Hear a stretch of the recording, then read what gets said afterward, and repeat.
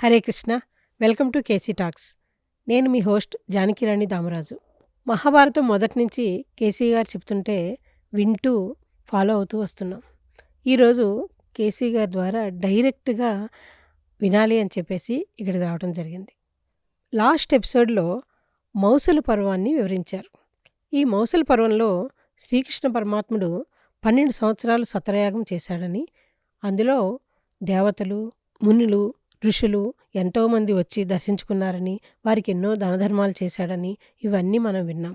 అయితే ఆ వచ్చిన దేవతలు కృష్ణుడిని అడగటం జరిగింది. మీరు కృష్ణావతారంలో ఈ భూమి మీదకి వచ్చి భూభార హరణం కోసం వచ్చారు. అది జరిగిపోయింది. ఇంక మీరు ఈ అవతారాన్ని పరిసమాప్తి చేసి మీ ధామానికి చేరుకోవాల్సిందే అని దేవతలందరూ కృష్ణుడిని కోరటం జరిగింది.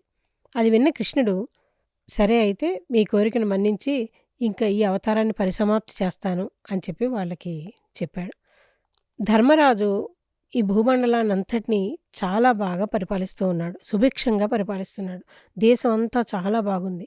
వారు చేసిన యజ్ఞ యాగాదుల ఫలం వల్ల అందరూ సుఖంగా ఉన్నారు. ఆ టైంలో ధర్మరాజు కొన్ని దుశ్శకునాలను చూడటం జరిగింది.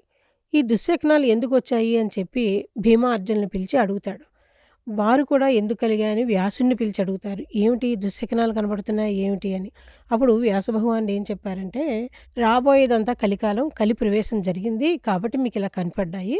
ఇంకొక వారం రోజుల్లో మీరు ఒక వార్త వింటారు. అది వినవలసిన వార్తే, అది మీకు తెలుస్తుంది అని చెప్పి వెళ్ళిపోయారు వ్యాసులు. ద్వారకలో ఖర్గ మహర్షి శాపం వల్ల సాంబునికి రోకలి పుడుతుంది. దానివల్ల యదువంశ నాశనం జరుగుతుంది. ఆ యదువంశ నాశనం అవుతున్నప్పుడు కృష్ణుని యొక్క అవతార సమాప్తి కూడా జరిగింది. తర్వాత అర్జునుడు కృష్ణుని యొక్క 16,000 మంది భార్యల్ని తీసుకుని హస్తినకు బయలుదేరాడు. తర్వాత ఏం జరిగిందో ఈరోజు కేసీ గారిని అడిగి తెలుసుకుందాం. హరే కృష్ణ. హరే కృష్ణ. కేసీ గారు, నిన్న మౌసల పర్వం ముగించాం. ఈరోజు మహాప్రస్థానం మరియు స్వర్గారోహణ పర్వం గురించి మీరు చెప్పాలి. మాకు అది ఎలా వివరించబోతున్నారో తెలియచేయండి. ప్రీణయామం వాసుదేవం.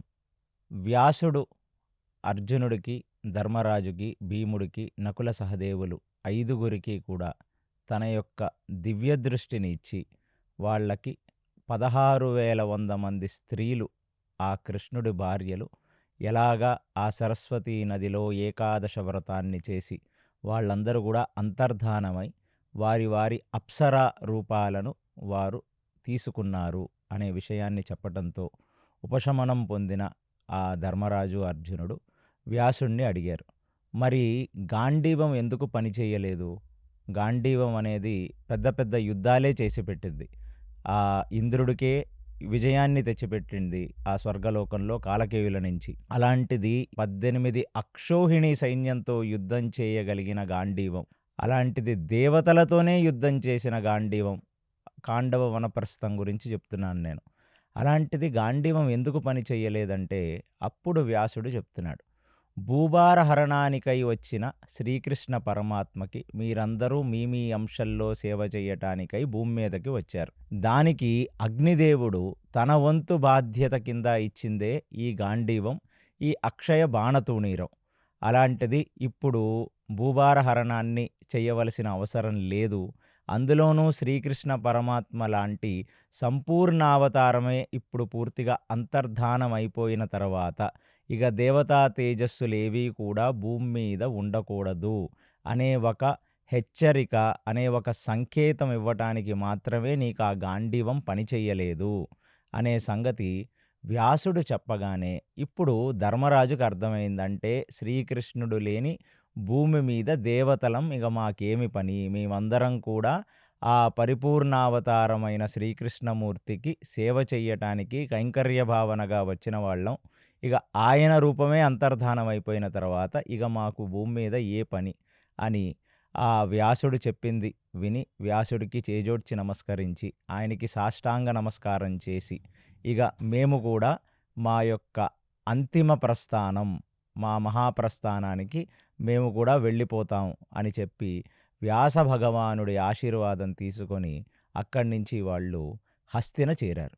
హస్తిన చేరిన తర్వాత మొట్టమొదట ద్రౌపదిని పిలిచి జరిగిన ఈ విషయాన్నన్నిటినీ చెప్పారు వాళ్ళు. ఇలా యాదవ వంశం మొత్తం కూడా ప్రభాస తీర్థం దగ్గర, ఆ సోమనాథుడి దగ్గర వాళ్ళందరూ అంతర్ధానం అయిపోయారు. శ్రీకృష్ణ బలరాముల యొక్క అవతారం కూడా వారు చాలించారు. కాబట్టి మనందరం మన శరీరాలను కూడా ఇక్కడ వదిలేసి మనం అంతిమ యాత్ర వైపుకు మనమందరం ప్రయాణిద్దాం అనే సంగతి ద్రౌపదికి చెప్పారు. ద్రౌపది ద్వారా మిగతా ఉన్న ఆడవాళ్ళందరూ తెలుసుకున్నారు. అంటే ఉలూపి, చిత్రాంగద, అదే కాకుండా పంచపాండవులకు ద్రౌపది కాకుండా వేరే భార్యలు కూడా ఉన్నారు కదా! వాళ్ళందరికీ కూడా ద్రౌపది ద్వారా ఈ విషయాన్ని తెలుసుకున్నారు. అదంతా విన్న ఈ హస్తిన సామ్రాజ్యం ఎంతగానో నిర్ఘాంతపోయింది. మరుసటి రోజు పొద్దున్న లేచిన ధర్మరాజు ఆయన తన యొక్క ప్రాతకాల సంధ్యావందనం, నిత్యనైమితిక కర్మలన్నీ చేసి యథావిధిగా వచ్చి తన రాజ అంతఃపురంలో ఆ రాజసింహాసనం మీద కూర్చున్నాడు. అదే తన జీవితంలో ఇక చక్రవర్తిగా కూర్చోబోయే ఆఖరి రోజు ఆ సింహాసనం మీద. ఆ ధర్మరాజుని చూడటానికి ఎంటైర్ హస్తినయే కాకుండా వాళ్ళ దగ్గర ఉన్న సామంత రాజులు ఇత్యాది వాళ్ళందరూ తరలి వచ్చారు ఆ ధర్మరాజు యొక్క దర్శనార్థమై.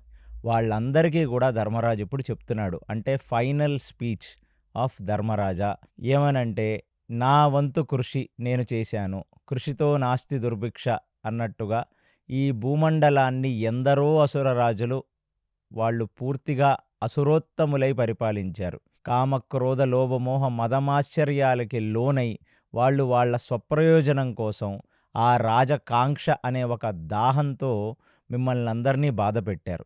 అలాంటిది మనందరం కూడా ద్వాపర యుగంలో ధర్మం కేవలం 2 కాళ్ల మీదే నడుస్తుంది కదా అని సరిపెట్టుకున్నాం. దాని తర్వాత కురుక్షేత్ర రణరంగంలో దుర్యోధనుడు పడిపోవటంతో కలి ప్రవేశం కూడా జరిగింది. కలి ప్రారంభమై 36 సంవత్సరాలు జరిగింది. ఇక్కడ నేనొకసారి అశ్వమేధ యాగం చేశాను 15 సంవత్సరాలు. దాని తర్వాత కృష్ణుడు ఒకసారి సత్రయాగం చేశాడు 12 సంవత్సరాలు. ఈ యాగ ఫలం కలియుగాంతం వరకు, ఈ యాగ పుణ్యం యాగ ఫలం ఇక్కడ కలియుగంలో పుట్టిన ప్రతి మనిషికి అది చెందుతుంది, అది చేరుతుంది. కాబట్టి మీరందరూ బాధపడవద్దు. మేమందరం కూడా ఇక ఈ కలియుగ ధర్మం రావాలి, కలి ప్రభావం రావాలి. కాబట్టి ఇక్కడి నుంచి మేమందరం వెళ్ళిపోవాలి. 36 సంవత్సరాలు ధర్మం పూర్తి 4 కాళ్ల మీద కృతయుగంలో ఎలా ఉండాలో అలా ఉండిందంట. కాబట్టి ఇక దేవతలందరూ కూడా, ఆ బ్రహ్మాది దేవతలందరూ ప్రార్థించారు శ్రీకృష్ణ పరమాత్మని, మీరు వచ్చిన ప్రయోజనం అయిపోయింది కాబట్టి మీరు మీ వైకుంఠానికి వెళితే మిమ్మల్ని అక్కడ చూసి మేము ఆనందిస్తాం అని వాళ్ళు కోరినట్టుగానే ఎవరు కోరితే ఆయన వచ్చాడో మళ్ళీ ఆ ప్రయోజనం జరిగిన తర్వాత వారి కోరిక మేరకు ఆయన అంతర్ధానం అయిపోయారు. అలాంటిది పాండవుల తేజస్సు అయిన పరీక్షితుడు నేను ఎలా రాజ్యం ఏలానో అలాగే ధర్మమునందు పూనిక ఉన్నవాడై సకల శాస్త్రములు అభ్యసించిన వాడై అతనికి ఇవ్వాల్సిన అన్ని రకాల ట్రైనింగులు మేము ఇచ్చేసాం. కాబట్టి ఆయన మిమ్మల్ని అందరినీ పరిపాలిస్తాడు అని పరీక్షితుడిని పిలిచి, అప్పటికి పరీక్షితుడికి 36 సంవత్సరాలు. ఆయనకి కూడా పెళ్ళయింది, ఆయనకి కూడా పిల్లలున్నారు. కాబట్టి వాళ్ళని పిలిచి పరీక్షితుడికి ఇప్పుడు ఆయన కారనేషన్ సెరమనీ, మళ్ళీ చక్రవర్తి సింహాసనం మీద పట్టాభిషేక మహోత్సవం అది జరిపించవలసినదిగా ఆదేశించాడు. అలాగే ఇప్పుడు యూత్స్ని పిలిచాడు. ఇక ఈ పాండవ కౌరవులందరిలో మిగిలినవాడు యూత్సువు మాత్రమే.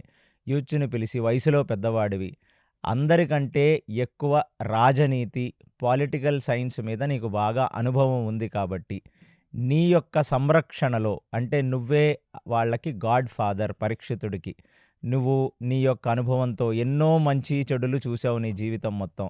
కాబట్టి ఒక గాడ్ ఫాదర్ కింద, ఒక మెంటర్ కింద నువ్వు నీ యొక్క ఆజ్ఞలో పరీక్షితుడు పరిపాలిస్తాడు. కాబట్టి నువ్వు you are a king maker, నువ్వు అక్కడ కూర్చొని పరీక్షితుడికి అన్ని రకాల జ్ఞానములు ఇవ్వవలసినది అని యూత్సుని కోరాడు. ఏ వజ్ర అంటే కృష్ణుడి యొక్క మునిమనవడైన ఆ అనిరుద్ధుడు కొడుకైన ఆ వజ్రని పిలిచి, వజ్రని ఇంద్రప్రస్థానికి, ఆ మథురలో ఉన్న ఆ రాజ్యానికి రెండిటినీ కూడా ఆయన రాజుని చేశాడు. సో వజ్ర పరీక్షితుడికి ఒక కుడి భుజంగా ఉంటాడు అన్ని విషయాల్లో అని చెప్పి ఆ వజ్రని కూడా పిలిచి, ఇప్పుడు ఇలాంటి ఉత్తమోత్తముల చేత మీరందరూ పాలింపబడతారు. కాబట్టి మనసులో ఎటువంటి బాధ మీరు పెట్టుకోవద్దు అందులోనూ కృపాచార్యుల వారినిప్పుడ పిలిచి, ఎలా అయితే మాకు భీష్మాచార్యులు బోధ చేసి అన్ని రకాల మంచి విషయములు చెప్పారో, కృపాచార్య మీరు ఇప్పుడు యుయుత్సువుకి, పరీక్షిత్‌కి, వజ్రకి రాజగురువుగా ఉండి, మీరు వాళ్ళకి కావలసిన గైడెన్స్ ఇచ్చి, వాళ్ళెప్పుడన్నా తప్పు చేస్తే వాళ్ళని మందలించి, అందరూ కూడా ఈ ప్రజలని బాగా చూచుకోవలసినది అని తన యొక్క చివరాఖరి సందేశాన్ని ప్రజలందరకు ఇస్తే, ప్రజలందరూ ఎంతగానో బాధపడ్డారు, ఏడ్చారు. అక్కడ ఉన్న ఆడవాళ్ళందరూ, ఇప్పుడే 36 సంవత్సరాలే కదా అయ్యింది ధర్మరాజా, మీరప్పుడే వెళ్ళిపోతే ఎలాగా? ఇంకొంచెం కాలం మీరుండవలసినది అని కోరారు.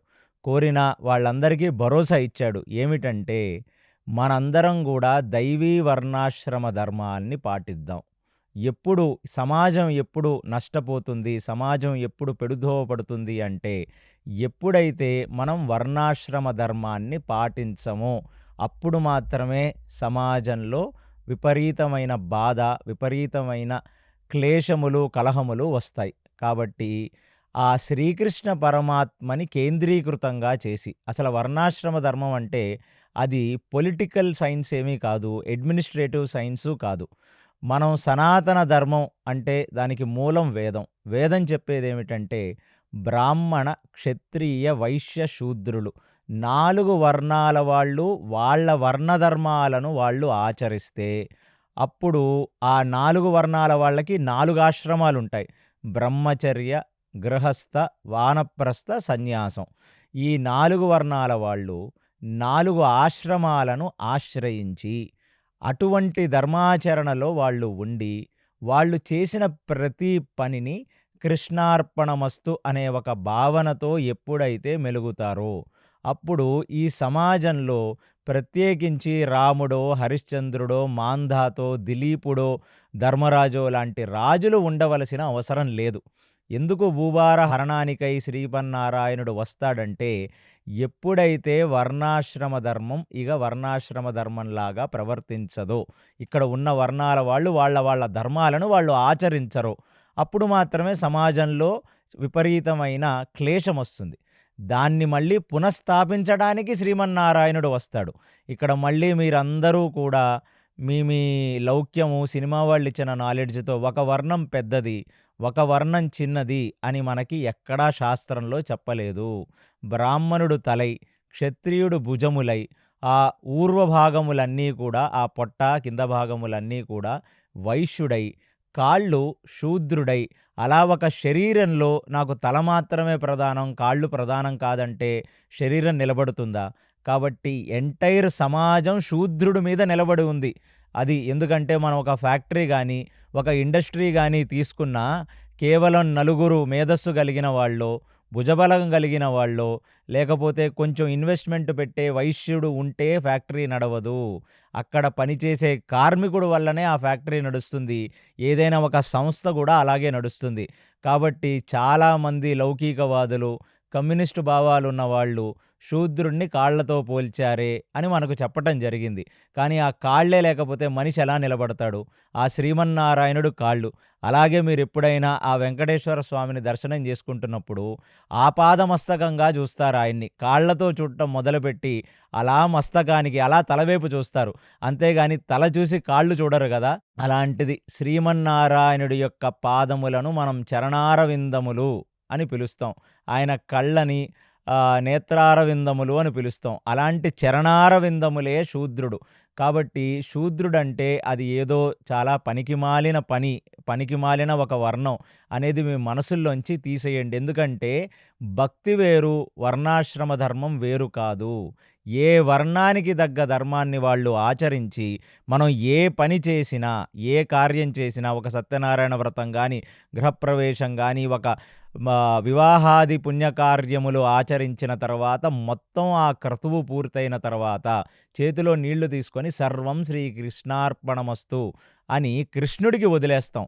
అలా మనం ప్రతిరోజు చేసే పని కూడా అది అది మనం ప్రతిరోజు ఒక చదువుకున్న, ఒక ఆఫీసుకెళ్ళినా, మనం భోజనం చేసిన ప్రతీదీ గూడా మనం కృష్ణార్పణమస్తు అనే ఒక భావనతో చెయ్యాలి. అది చివరాఖరి సందేశాన్ని ఇప్పుడు ధర్మరాజు చెప్తున్నాడు. ఈ 4 వర్ణాల వాళ్ళు ఒక తల్లికి పుట్టిన నలుగురు కొడుకుల్లాగా ప్రవర్తించాలి. వాళ్ళందరూ 4 ఆశ్రమాల్లోనూ వెళ్ళాలి. ఎందుకంటే బ్రహ్మచర్యం పాటించనిది ఒక వ్యక్తి మంచి గృహస్థుడు కాలేడు. వాడు ఏ వర్ణం వాడైనా కావచ్చు. బ్రహ్మచర్యం అనేది ఒక బ్రాహ్మణుడికి, ఒక క్షత్రియుడికి, వైశ్యుడికి, శూద్రుడికి కూడా చాలా అవసరం. ఎందుకంటే మొక్కై వంగనిది మానై వ్రొంగున. సో అలాంటి మొక్కకి నీళ్లు పోస్తేనే ఆ ఎరువుతో అది బలిష్టంగా తయారవుతుంది. అలా 100 ఏళ్ల జీవితాన్ని 4 ఆశ్రమాలు తలా ఒక 25 సంవత్సరాల కింద విభజించటం జరిగింది. ఒక మనుష్యుడు పుట్టిన తర్వాత అది స్త్రీ అయినా, పురుషుడైనా వాళ్ళు బ్రహ్మచర్యాన్ని పాటించి, బ్రహ్మచర్యంతో వాళ్ళు జ్ఞానాన్ని నేర్చుకోవాలి. అంటే సమాజంలో నేను ఎలా బ్రతకాలి? సమాజంలో నా యొక్క ధర్మం ఏమిటి? నా యొక్క కార్యక్రమం ఏమిటి?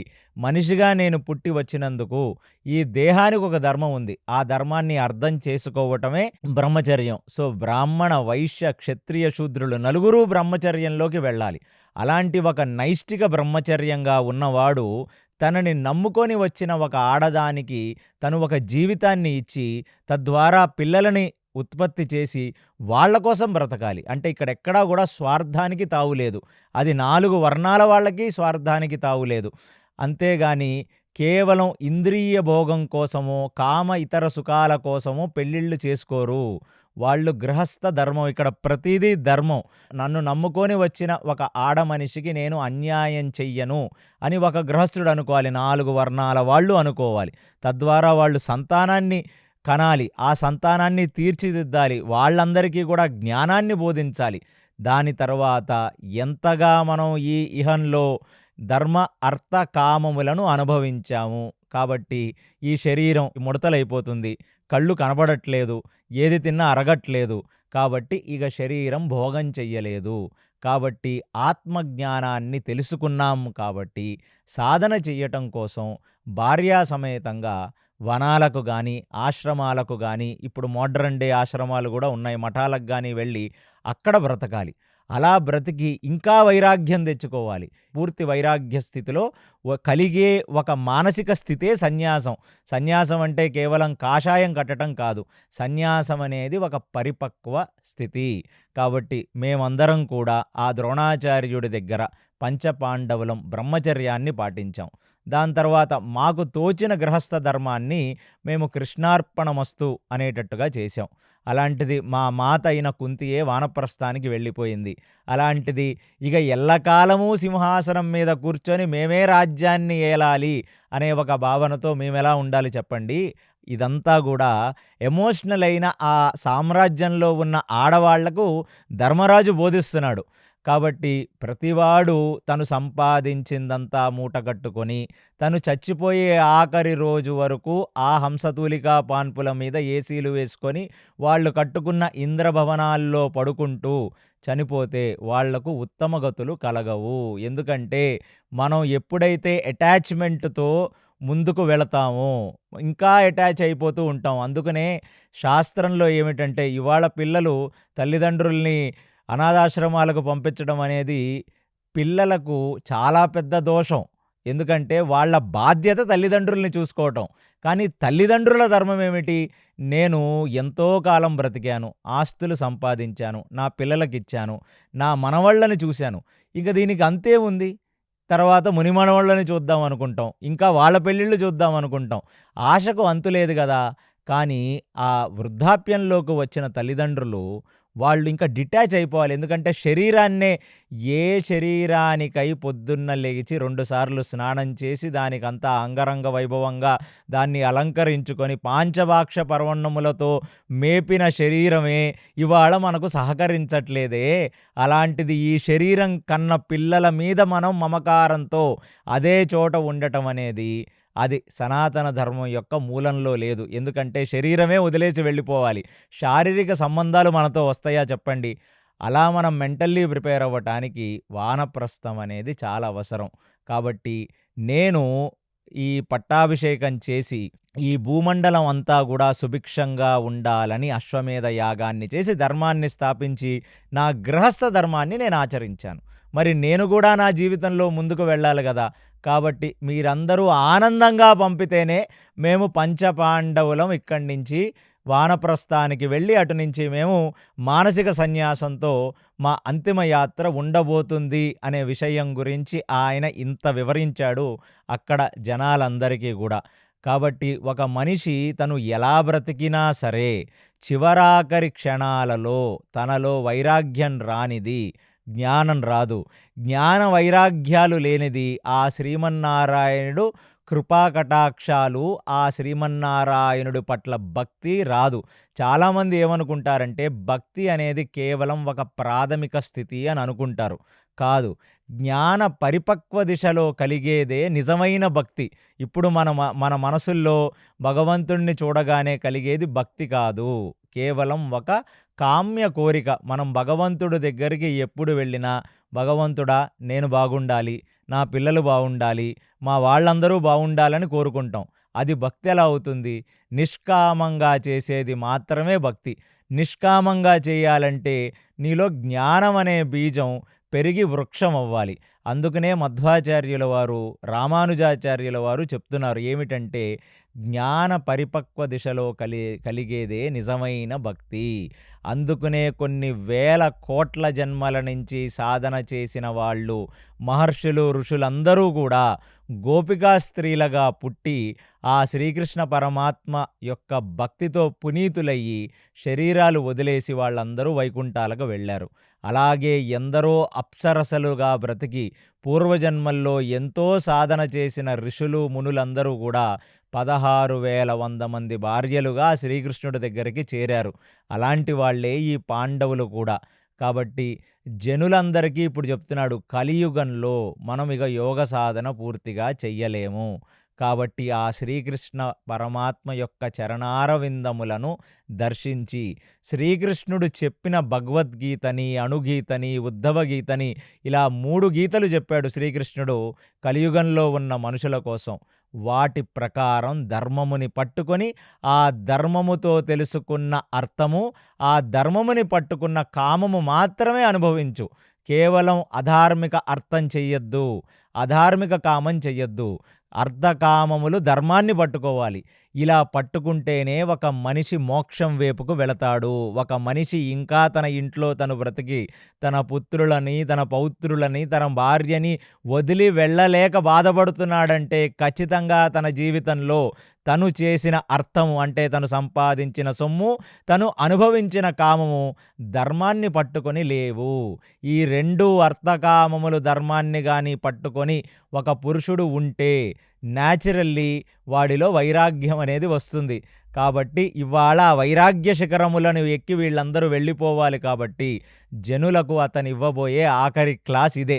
అది తెలుసుకున్న అక్కడ ఉన్న జనాలందరూ కూడా ధర్మరాజుకు సాష్టాంగ నమస్కారం చేసి ఏదో ఒక రాముడు ఏలినప్పుడు భూమి ఎంత సుభిక్షంగా ఉందో అంత సుభిక్షంగా ఉంది. యథా రాజ తథా ప్రజ అని ఎందుకన్నారంటే రాజు మనల్ని పరిపాలించేవాడు ధార్మికుడైతే వర్షాలు బాగా పడతాయి, భూమి సుభిక్షంగా ఉంటుంది, ఆడవాళ్ళు, గోవులు 2 ఆనందంగా ఉంటాయి. మనకి ఫస్ట్ ఇక్కడ భూమి మీద ఆనందం ఎప్పుడు ఉంటుంది? మనందరం అనుకుంటాం అందరూ బాగుండాలి, అందులో మనం ఉండాలని అనుకుంటాం. అందరూ బాగుండాలంటే ఫస్ట్ 2 బాగుండాలి. ప్రకృతి బాగుండాలి. ఆ ప్రకృతి బాగుంటే ఆడవాళ్ళ మనసులు బాగుంటాయి. అది ఫస్ట్ లక్షణం. దాని తర్వాత ప్రకృతి బాగుంటే గోవులు బాగుంటాయి. అందుకనే మనం ఎప్పుడూ కూడా ఇక్కడ ఆవులు హ్యాపీగా ఉండాలి. ఒక సమాజంలో ఆవులు బాధపడుతున్నాయి, ఆవులు రోడ్ల మీద తిరుగుతూ ప్లాస్టిక్లు తింటున్నాయంటే ఆ సమాజంలో నువ్వు ఎన్ని యాగాలు చేసినా, ఎంత ఇవి చేసినా, క్రతువులు చేసినా ఆ సమాజంలో సుఖం అనేది రాదు. సమాజం సుఖంగా ఉంటే సమాజంలో నీ కుటుంబం ఒక భాగం కాబట్టి నువ్వు సుఖంగా ఉంటావు. అందుకనే లోకా సమస్తం సుఖినో భవంతు అని మనల్ని దీవిస్తారు తప్ప నువ్వు మాత్రమే బాగుండాలి, నీ కుటుంబం మాత్రమే బాగుండాలని ఎవ్వరూ అనుకోరు. అందుకనే అక్కడ ధర్మరాజు రాజుగా ఉండి ఆ భూమి మీద ధర్మాన్ని స్థాపించడం అంటే ప్రతి కుటుంబంలో కూడా ఆనందం ఉందంట. అలాంటి ఒక రోజు మళ్ళీ కలియుగంలో రావాలి అంటే మనం ఆ వర్ణాశ్రమ ధర్మములను పూర్తిగా అర్థం చేసుకొని ప్రతి మనిషి వర్ణాశ్రమ ధర్మాన్ని పాటిస్తే భూలోకమే వైకుంఠం అవుతుంది. అలాంటి కొన్ని రోజులే కలియుగ ప్రారంభ దిశలో 36 సంవత్సరాలు జనులందరూ అనుభవించారు. ఈ క్లాసు కేవలం అక్కడున్న జనులకు మాత్రమే కాదు. వాళ్ళు ఇప్పుడు ఆ జనులను పాలించటానికి ముందు కూర్చున్న పరీక్షిత మహారాజు, ఆయన పక్కన కూర్చున్న వజ్రరాజు, దాని తర్వాత ఆ యుయుత్సువుకి వీళ్ళందరికీ కూడా చెప్తున్నాడు. ఒక రాజు తను మాత్రమే పాంచభాక్ష పరవన్నాలు తిని హంసతూలికా పాన్పుల మీద పడుకోకూడదు. ఎందుకంటే తన రాజ్యంలో ఉన్న వాళ్ళందరూ కూడా మంచి భోజనం తినగలిగిన రోజు మాత్రమే ఒక రాజు మంచి భోజనం తినాలి. ఇది ఎలాంటిదంటే ఒక వ్యక్తి ఇంట్లో భోజనం చేస్తున్నప్పుడు మన పక్కన ఉన్న వ్యక్తి ఆర్తితో భోజనం లేక క్షుద్బాధతో బాధపడుతున్నప్పుడు ఆ ఆర్తితో అతను అరిచిన శబ్దం మీ చెవుల్లోకి వెళ్ళిన తర్వాత కూడా మీరు ఆ పంచభాక్ష పరవన్నములు మీ నాలుకకు రుచిస్తుంటే మీ శరీరంలో ధర్మం లేదు అని అర్థం. అందుకనే రాజు అనేవాడు కేవలం ఇంద్రియ భోగం కోసమో, శారీరక సుఖం కోసమో, లేదా 10 మంది తన కారు తలుపులు తెరవాలి, 10 మంది తనకు సెల్యూట్ కొట్టాలని ఒక రాజు పొజిషన్‌లో కూర్చోడు. తన యొక్క కుటుంబాన్ని సరిగ్గా చూసుకున్న ఒక వ్యక్తి ఈ వసుదైవ కుటుంబాన్ని చూసుకోవటానికి రాజుగా వస్తాడు. ఇవన్నీ కూడా ఈ మహాభారతం అనే ఒక దాన్ని పొలిటికల్ సైన్సెస్ కింద సమస్త ఎంపీలు, ఎమ్మెల్యేలు, చీఫ్ మినిస్టర్లు, హోమ్ మినిస్టర్లకు చెప్పాలి. ఎందుకంటే వాళ్ళు ఆ పొజిషన్‌లో కూర్చున్నారు అంటే జనులు సుఖంగా లేరు, ఆ ప్రదేశంలో సుఖం లేదు, వాళ్ళు చాలా బాధలు పడుతున్నారు, లేదా వాళ్ళు పాపాలు చేస్తున్నారంటే పాపంలో 3వ వంతు భాగం ఒక చీఫ్ మినిస్టర్‌కి, ఒక ప్రైమ్ మినిస్టర్‌కి కూడా వస్తుంది. కాబట్టి అది ఎరిగి వాళ్ళు ఆ జనులని కూడా ధర్మ మార్గంలోకి తీసుకెళ్ళేటట్టుగా ఉండాలి. అది ఎలాగా? ఆచరణతో. నువ్వు ధర్మం పాటించంది నీ ప్రజలు ఎలా ధర్మం పాటిస్తారు? కాబట్టి ఈ విషయాన్ని ఇప్పుడు తన ఫైనల్ క్లాస్‌గా పరీక్షితుడికి చెప్పాడు. నాయనా, ఎప్పుడు కూడా నువ్వు ధర్మాన్ని తప్పకూడదు. నువ్వు పాటించి తర్వాత జనులకు చెప్పాలి. కాబట్టి నువ్వు పాటించని విషయాన్ని జనులకు నువ్వు చెప్పకూడదు. కాబట్టి ఇవన్నీ కూడా ఒక వ్యక్తి పొలిటీషియన్ అవుతున్నాడంటే తన పూర్వజన్మ అదృష్టంగా అతను భావించి జనులను సేవ చెయ్యటానికి అతనవుతున్నాడు. అలా సేవ చేస్తే ఖచ్చితంగా తన యొక్క వర్ణాశ్రమ ధర్మానికి తగ్గ ధర్మాన్ని అతను కృష్ణార్పణమస్తు అని సేవ చేస్తే అతనికి మోక్షం కలుగుతుంది అనటానికి మహాభారతమే ప్రత్యక్ష సాక్ష్యం. భక్తి అంటే కేవలం భజనలు చెయ్యటమో, గుడులకు వెళ్ళటమో కాదు. ప్రతి వ్యక్తి అంటే 4 ఆశ్రమాలు, 4 వర్ణాలు, వీళ్ళు వాళ్ళ పనులు చేసి అది కృష్ణుడికి అర్పిస్తే అదే భక్తి. ఇంక ప్రత్యేకించి భక్తి అనేది ఏమీ లేదు భూప్రపంచం మీద. అందుకనే మధ్వాచార్యుల వారు నిజమైన హరిభక్తి అంటే ఏమిటి అని అడిగితే ప్రతి మనిషి కూడా తన యొక్క వర్ణ ఆశ్రమాలను ఆశ్రయించి తను ధర్మాచరణ చేస్తే అదే హరిభక్తి, అదే నిజమైన హరిభక్తి అని వారు చెప్పటం జరిగింది. మళ్ళీ వర్ణములనేవి పుటకతో కాదు. ఏ ఉపనిషత్తులో కానీ ఎటువంటి అన్నిటికంటే పెద్ద ఉపనిషత్తు గీతోపనిషత్తు. అందులో ఆ శ్రీకృష్ణ పరమాత్మ చాతుర్వర్ణ మయా సృష్టం గుణ కర్మ విభాగశ్చ, నేనే వర్ణములను క్రియేట్ చేశాను. ఎలాగా? వారి వర్ణముల బట్టి, వాళ్ళ గుణముల్ని బట్టి అని చెప్పాడు. కానీ జన్మత వాడి యొక్క వర్ణం అనేది నాకైతే ఇవాల్టి వరకు ఏ సనాతన ధర్మంలో ఉన్న ఏ గ్రంథంలో కూడా నాకు కనబడలేదు. కాబట్టి ఇవాళ మళ్ళీ మనం హిందువులం కాదు, మనం సనాతనీయులం అని చెప్పి జనులకు అర్థమైంది. కాబట్టి ఆ సనాతన్ యొక్క మూలాలు కూడా మనం తెలుసుకుంటే, అంటే మన అందరిలో కూడా ఏదో ఒక గుణగణాలు ఖచ్చితంగా మనం ప్రారాబ్ధం వల్ల తెచ్చుకున్నాం. అది మనం అర్థం చేసుకోవాలి, లేదా మన గురువు మనకు చెప్పాలి. నాయనా, నీలో క్షత్రియ వర్ణం ఉంది, నీలో బ్రాహ్మణ వర్ణం ఉంది, నీలో శూద్ర వర్ణం ఉంది, లేదు నాయనా నీలో వైశ్య వర్ణం ఉంది. ఆ వర్ణం నీ లోపల ఉందన్న సంగతి నువ్వు తెలుసుకోవాలి తప్ప నీ నీ తండ్రి పండితపుత్రః పరమసుంఠః లాగా నీ తండ్రి పండితుడు అవ్వచ్చు, నీ తండ్రి బ్రాహ్మణుడు అవ్వచ్చు, నువ్వు అవ్వాల్సిన అవసరం లేదు. నీ తండ్రి గొప్ప క్షత్రియ యోధుడు అవ్వచ్చు, క్షత్రియ యోధులంటే ఎవరు? మళ్ళీ మన దేశం కోసం పోరాడిన స్వతంత్ర యోధులందరూ క్షత్రియ వీరులే. వాళ్ళు ఏ వర్ణాల్లో వచ్చిన వాళ్ళైనప్పటికీను.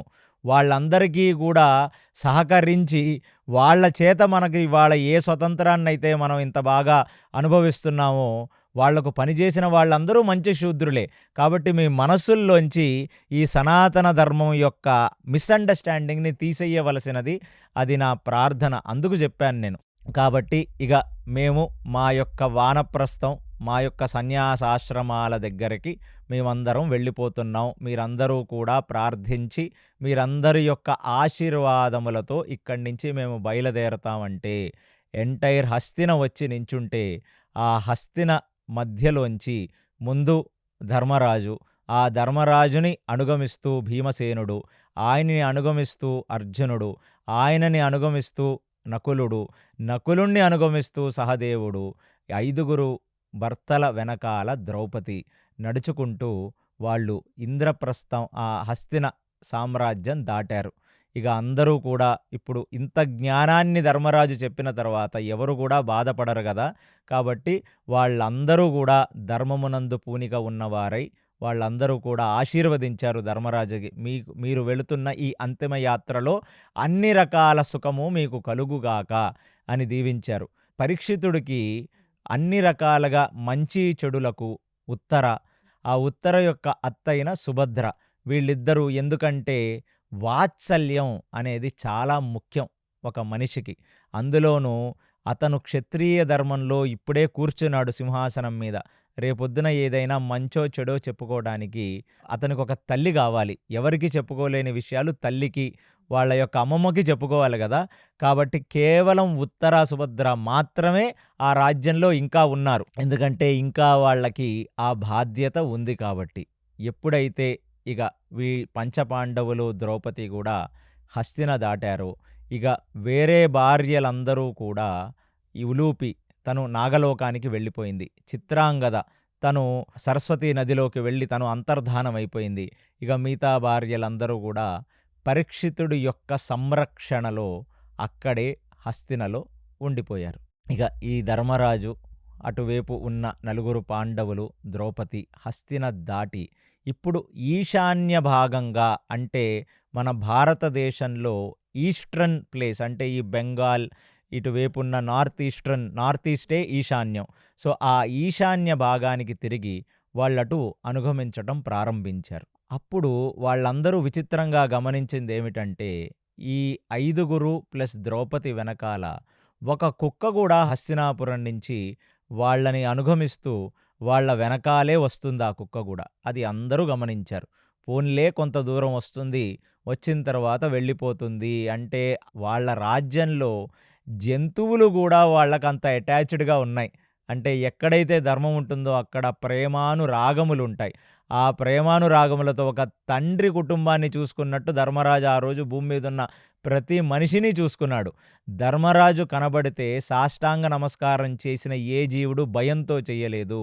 కృతజ్ఞతతో ప్రేమగా చేశాడంటే ఒక కొడుకు తండ్రి కాళ్లకు దండం పెట్టినట్టు పెట్టారు. అలాంటి ఒక రెస్పెక్ట్‌నే మనం తీసుకోవాలి తప్ప, మన మీద భయంతోనో, మన అజమాయిషితోనో మనల్ని గౌరవిస్తే ఆ గౌరవం మన శరీరానికి మంచి చెయ్యదు అని ఒక తాత్వికంగా మీకు చెప్తూ, ఇప్పుడు ఆ కుక్క కూడా అనుగమిస్తుంటే ఆ కుక్కను కూడా వాళ్ళతో పాటు రానిచ్చారు. అది కూడా ఎంతగానో శ్రద్ధగా వాళ్ళతో పాటు ఈశాన్య ప్రాంతంగా వెళ్ళి ఎన్నో తీర్థయాత్రలు చేసి ఎందరో ఋషులు, మునులు దారి వెంట వాళ్ళు నడుస్తూ ఋషి, ముని ఆశ్రమాల్లోకి వెళుతుంటే వాళ్ళు ఆ ఋషులు, మునులు వాళ్ళని సత్కరించి వాళ్లకు భోజనాలిచ్చి అలాగా ఈ భూమండలాన్ని ఈశాన్యం నుంచి వెళ్ళి ఆల్మోస్ట్ ఒక ప్రదక్షిణ చేశారన్నట్టుగా మనకి మహాభారతం చెప్తుంది. ఎందుకంటే వానప్రస్థంలో వాళ్ళు వనాలులో సంచరించాలి. అందుకనే రాముడు కూడా కేవలం దండకారణ్యంలో మాత్రమే సంచరించి అక్కడ ఉన్న ఋషి, ముని ఆశ్రమాలకు వెళ్ళి వాళ్ళ కష్టాలను తెలుసుకొని ఆయన వనాల్లో తిరుగుతున్నప్పటికీ వాళ్లను కాపాడటం అనే ఒక ధర్మాన్ని చేశాడు, క్షత్రియ ధర్మాన్ని. అలాగే వీళ్ళందరూ కూడా ఆశ్రమాల్లో ఉన్న యోగులు, ఆ యోగి పుంగవులు, జ్ఞానులు అందరినీ దర్శించుకొని వాళ్ళ యోగక్షేమాలు తెలుసుకొని వాళ్ళందరి ఆశీర్వాదములతో భూమి మీద ఒక భ్రమణం చేశారు. అంటే భూమి చుట్టారు వాళ్ళు. అప్పుడు ఇక చుడుతూ ఇక పెద్ద ఎడారి ప్రాంతంలోకి వచ్చారు. ఆ ఎడారి చాలా దారుణమైన ఎడారి. అది ఏ ఎడారయిందో మనం చెప్పలేము. ఏ కజకిస్తాన్ ఎడారా అది, లేకపోతే మన థార్ ఎడారా అనేది లేదు. బట్ ఒక ఎడారిని చాలా ధీటుగా వాళ్ళు దాటారు. యాక్చువల్లీ అర్జునుడి దగ్గర ఇంకా గాండీవం అలాగే ఉండింది. ఆ గాండీవంతోనే అర్జునుడు భూమి మొత్తం చుట్టాడు. కానీ ఆ గాండీవాన్ని అతను వదలలేదు. అలాంటి పరిస్థితుల్లో ఒక ఆకాశవాణి పలికింది. ఆ ఆకాశవాణి ఎవరిది అంటే సాక్షాత్తు అగ్నిదేవుడిదే. ఆ అగ్నిదేవుడు ఏం చెప్పాడంటే, నాయనా, ధర్మము కోసం పని చెయ్యాలి కాబట్టి నీ క్షత్రియ ధర్మాన్ని ఆచరించటానికి, అందులోనూ నా కాండవ వనదహనం అనే ఒక ఎపిసోడులో ఆదిపర్వం చివరాఖరణ నేను నీకు గాండీవాన్ని, నేను నీకు అక్షయ బాణతూణీరాన్ని ఇచ్చాను. దానితో నువ్వు ధర్మ సంస్థాపన చేసేసావు. ఇప్పుడు నీకెందుకు గాండీవం? కాబట్టి ఆ గాండీవాన్ని తిరిగి ఆ సముద్రంలో పడివేస్తే అది అంతర్ధానమై చేరవలసిన చోటికే చేరుతుంది. అంటే అది అగ్నిదేవుడికి సంబంధించింది గదా అని చెప్తే ఎంతగానో అటాచ్డ్‌గా ఉండేవాడు అర్జునుడు ఈ గాండీవంతో. ఎందుకంటే అది చేతిలో పట్టుకున్న తర్వాత ఆయన్ని ఓడించిన వాడు భూమండలంలో లేడు. అలాంటిది నడుచుకుంటూ ఆ మేరు పర్వతం ముందు ఎడారి దాటిన తర్వాత తన గాండీవాన్ని తను ఆ పడమరగా ఉన్న ఆ సముద్రంలో తను వదిలేసి, తను దండం పెట్టి, ఏ గాండీవంతో అయితే తను జీవితం మొత్తం క్షత్రియ ధర్మం చేశాడో, ఆ గాండీవానికి, గాండీవం పక్కన ఉన్న అక్షయ బాణతూణీరానికి సాష్టాంగ నమస్కారం చేశాడు. అది కృతజ్ఞత.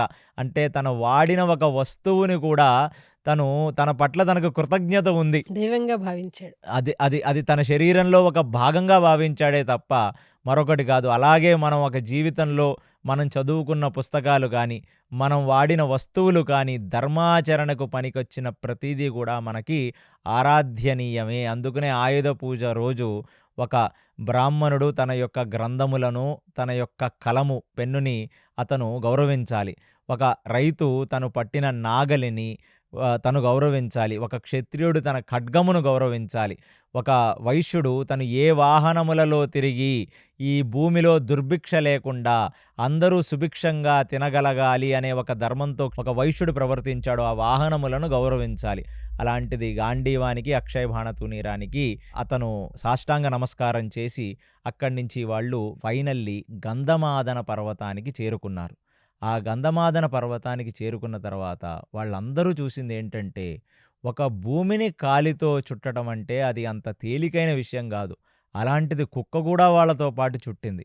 ఇక గంధమాదన పర్వతం తర్వాత ఇప్పటికీ ఈ భూమి మీద నుంచి స్వర్గానికి వెళ్ళటానికి కొన్ని ప్లేసెస్ ఉన్నాయి అనేది మనకి థర్డ్ డైమెన్షనల్ ట్రావెల్ అనే ఒక పుస్తకంలో, ప్లస్ థర్డ్ డైమెన్షనల్ ట్రావెల్ మీద చాలా థియరీస్, చాలా డాక్యుమెంటరీస్ ఉన్నాయి. మీరందరూ చదవండి. థర్డ్ డైమెన్షనల్ ట్రావెల్ అంటే ఏమిటి? అది కేవలం ఒక బూటకం కాదు. సరస్వతిలో మునిగి గంగలో తేలేవారు. గంగలో మునిగి కృష్ణలో తేలేవారు. కృష్ణలో మునిగి గోదావరిలో తేలేవారంట పూర్వం యోగులు. ఎన్నో సంవత్సరాల కిందట కూడా కాదు, 100 సంవత్సరాల కిందట. ఎందుకంటే ఆ థర్డ్ డైమెన్షనల్ ట్రావెల్ తెలిసిన వాళ్ళు. ఆ థర్డ్ డైమెన్షనల్ ట్రావెల్‌లో తెలిసిన వాడే నారదుడు కూడా. అందుకే ఆయన పరివ్రాజకుడు. స్వర్గం నుంచి భూమి మీదకి కొన్ని క్షణాల్లో ఎలా వస్తాడు నారదుడంటే ఆ థర్డ్ డైమెన్షనల్ ట్రావెల్ తెలుసుకొనే వస్తాడనమాట. అలాగా ఇప్పుడు వాళ్ళు ఆ మేరు పర్వతానికి చేరి అక్కడ నుంచి ఆ థర్డ్ డైమెన్షనల్ ట్రావెల్‌లో స్వర్గానికి వెళ్ళాలి అనేది వాళ్ళు నిర్ణయించుకున్నారు. ఎందుకంటే వాళ్ళు చేసిన ధర్మాచరణకు ఖచ్చితంగా వాళ్లకు స్వర్గ ప్రాప్తి అనేది కలుగుతుంది. ఆ నమ్మకం వాళ్ళకుంది. ఎందుకంటే వాళ్ళు ఎన్నడూ అధర్మం చెయ్యలేదు కాబట్టి.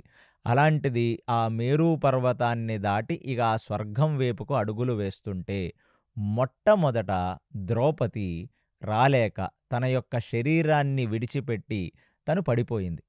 అప్పుడు భీమసేనుడు అడుగుతున్నాడు, అనుగమిస్తున్నాడు గదా! అందరికంటే వెనకాల ఉన్నవాడు భీమసేనుడు. ధర్మరాజా, ద్రౌపది శరీరత్యాగం చేసేసింది, శరీరం వదిలిపెట్టేసింది. ఎందుకలా జరిగింది అని అడిగాడు ధర్మరాజుని. అడిగితే ద్రౌపది మన 5గురిని పెళ్లి చేసుకున్నా అందరికంటే అమితమైన ప్రీతితో కేవలం అర్జునుడితో మాత్రమే ఉంది నాయన. అందుకనే సశరీరంగా తను ఈ స్వర్గలోకానికి రాలేకపోతుంది అందుకనే తనే మొట్టమొదట పడిపోయింది అని ఒక కారణం చెప్పాడు. ఓహో! భీముడు కూడా చాలా వింతగా ఆహా! అలాగా అని చెప్పాడు. ఎందుకంటే అందులో వాస్తవం లేదు. అర్జునుడి కంటే కూడా ద్రౌపది చాలా ప్రేమగా భీమసేనుడితోనే ఉన్నట్టుగా మనకు మహాభారతం చెప్తుంది. అంటే సినిమాలో ఒక హీరో హీరోయిన్‌ని ఎత్తుకొని వాళ్ళ మధ్యన ఆ కెమిస్ట్రీ, ఆ రొమాంటిక్ ఈక్వేషన్స్ చూపిస్తారు గదా! అలా ఎన్నో సార్లు ఈ గంధమాదన పర్వతంలోనే నడవలేని ద్రౌపదిని అతనే వెతుకున్నాడు. ఆ విరాట రాజు దగ్గరికి వెళ్ళాల్సిన పరిస్థితిలో తన కాళ్ళకు బొబ్బలెత్తితే తనే ఎత్తుకున్నాడు.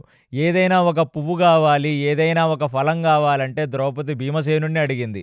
ఆ మాటికొస్తే ద్రౌపది భీమసేనుడితో చాలా అన్యోన్యంగా ఉంది. ఎందుకంటే తను యువరాజు పట్టాభిషేకం తీసుకున్న తర్వాత ఆ ధర్మరాజు నైష్టిక బ్రహ్మచర్యంతో యోగి పుంగవుడులాగా ఆ కింద పడుకుంటూ ఒంటిపూట భోజనం చేసి శారీరక సుఖములన్నిటికీ దూరంగా ఉన్నప్పుడు భీమసేనుడి యొక్క అంతఃపురంలోనే ద్రౌపది ఉండేది.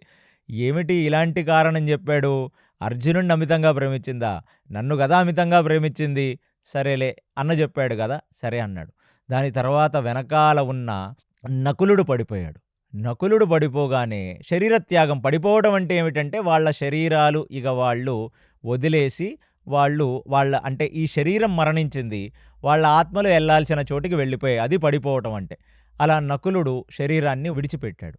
ఎందుకు నకులుడు విడిచిపెట్టాడంటే ధర్మరాజు చెప్పిన ఆన్సర్ ఏంటంటే నకులుడు ఆ రోజు మిస్టర్ వరల్డ్ ఈ భూప్రపంచంలో ఉన్న అందరికంటే అందగాడు ఎవరు అంటే నకులుడే. ఆ విషయాన్ని ద్రౌపది కూడా ఎన్నో సార్లు ధృవీకరించింది. నకులుడేమిటంటే అతన్ని చూసి గంధర్వులు ఎవరైనా మోహిస్తారు. అంత అందంగా ఉండేవాడంట నకులుడు. కాబట్టి తన మనసులో ఒక గర్వం ఉంది. తను భూమి మీద అతి అందగాడు. అందుకనే అతను కూడా సశరీరంగా ఈ స్వర్గలోకానికి రాలేకపోయాడు నాయన. తను పడిపోయాడు అని చెప్పాడు. సో, నకులుడి తర్వాత ఇప్పుడు సహదేవుడు పడిపోయాడు. భీమసేనుడు మళ్ళీ అడిగాడు. అన్నా సహదేవుడు కూడా శరీర త్యాగం చేసేశాడు. అంటే సహదేవుడికి గొప్ప రాజనీతి తెలుసు. ఆయనకి పొలిటికల్ సైన్స్‌లో నిష్ణాతుడాయన. ఒక పీహెచ్‌డీ చేసిన, పోస్ట్ డాక్ చేసినవాడు. ఏ రాజ్యం వాళ్ళతో ఎలా మెలగాలి? ఏ రాజ్యం వాళ్ళతో మనం ఎలాంటి లావాదేవీలు పెట్టుకోవాలి? ఏ రాజ్యంలో ఉన్న వాళ్ళ మనస్తత్వం ఏమిటి? వాళ్ళతో మనం ఎలాగా ఉండాలి? వాళ్ళని మనం సామంతరాజులుగా చేసుకుంటే వాళ్ళతో ఎలా ప్రవర్తించాలి? ఇలాంటి లౌకిక నీతి, రాజనీతి రెండూ తెలుసు. తెలుసని పరమలౌకీకుడని తనకు కొంచెం గర్వం ఉండేది. ఎవరినైనా తను అర్థం చేసుకోగలడు. ఏ మనిషినైనా తను అర్థం చేసుకోగలడనే ఒక గర్వం ఉండేది. ఆ పొలిటికల్ సైన్స్ రాజనీతిలో నిష్ణాతుడనే ఒక భావన అతనిలో ఉంది కాబట్టి అతను కూడా సశరీరంగా రాలేకపోయి పడిపోయాడు నాయనా అని భీమసేనుడికి చెప్పాడు. ఇక భీమసేనుడు వెనక్కి తిరిగి చూస్తే అర్జునుడు కూడా శరీరాన్ని వదిలేశాడు. ఈ అర్జునుడు శరీరాన్ని వదిలేయటం అసలు భీమసేనుడికి అర్థం కాల.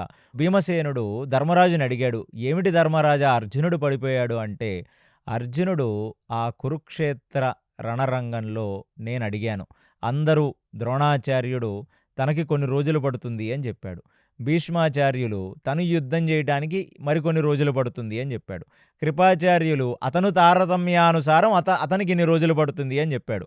వీళ్ళందరూ ఇన్నిన్ని రోజుల్లో నేను యుద్ధాన్ని చేసి అందరినీ పరిసమాప్తించగలమని చెప్పి దుర్యోధనుడికి చెప్పినట్లుగా నేను ఉద్యోగ పర్వంలో మీ అందరికీ చెప్పి ఉన్నాను. అది విన్న ధర్మరాజు అర్జునుడిని చూసి అడిగాడు. నాయనా నీకెన్ని రోజులు పడుతుంది యుద్ధం చేసి గెలుపు తీసుకురావటానికి అంటే అక్కడ అర్జునుడు చెప్పింది కేవలం 1 నిమిషంలో నేను యుద్ధాన్ని పూర్తి చేసేస్తానని చెప్పాడు. అంటే తను ఏ ఉద్దేశంతో చెప్పాడంటే పాశుపతాస్త్రాన్ని గాని తను వేసేసి ఉంటే ఆ యుద్ధం నిజంగా ఒక క్షణంలో అయిపోయి ఉండేది. కానీ తనెప్పుడూ గూడా పాశుపతాస్త్రాన్ని వెయ్యలేదు. ఎందుకంటే కాంట్ బట్ పొజిషన్‌లో మాత్రమే అస్త్రాలను వాడతారు తప్ప ఇష్టం వచ్చినట్లు అస్త్రాన్ని వాడితే అస్త్ర అభిమాన మంత్రానికి ఆ దేవుడికి మనం ఏ గౌరవం ఇచ్చినట్టు ఆ దేవతకి. కాబట్టి ఇక్కడ ధర్మరాజు మళ్ళీ చెప్తున్నాడు. తను ఈ యుద్ధం మొత్తం గూడా ఒక్క రోజులో నేను పూర్తి చేస్తాను అని చెప్పాడు అని.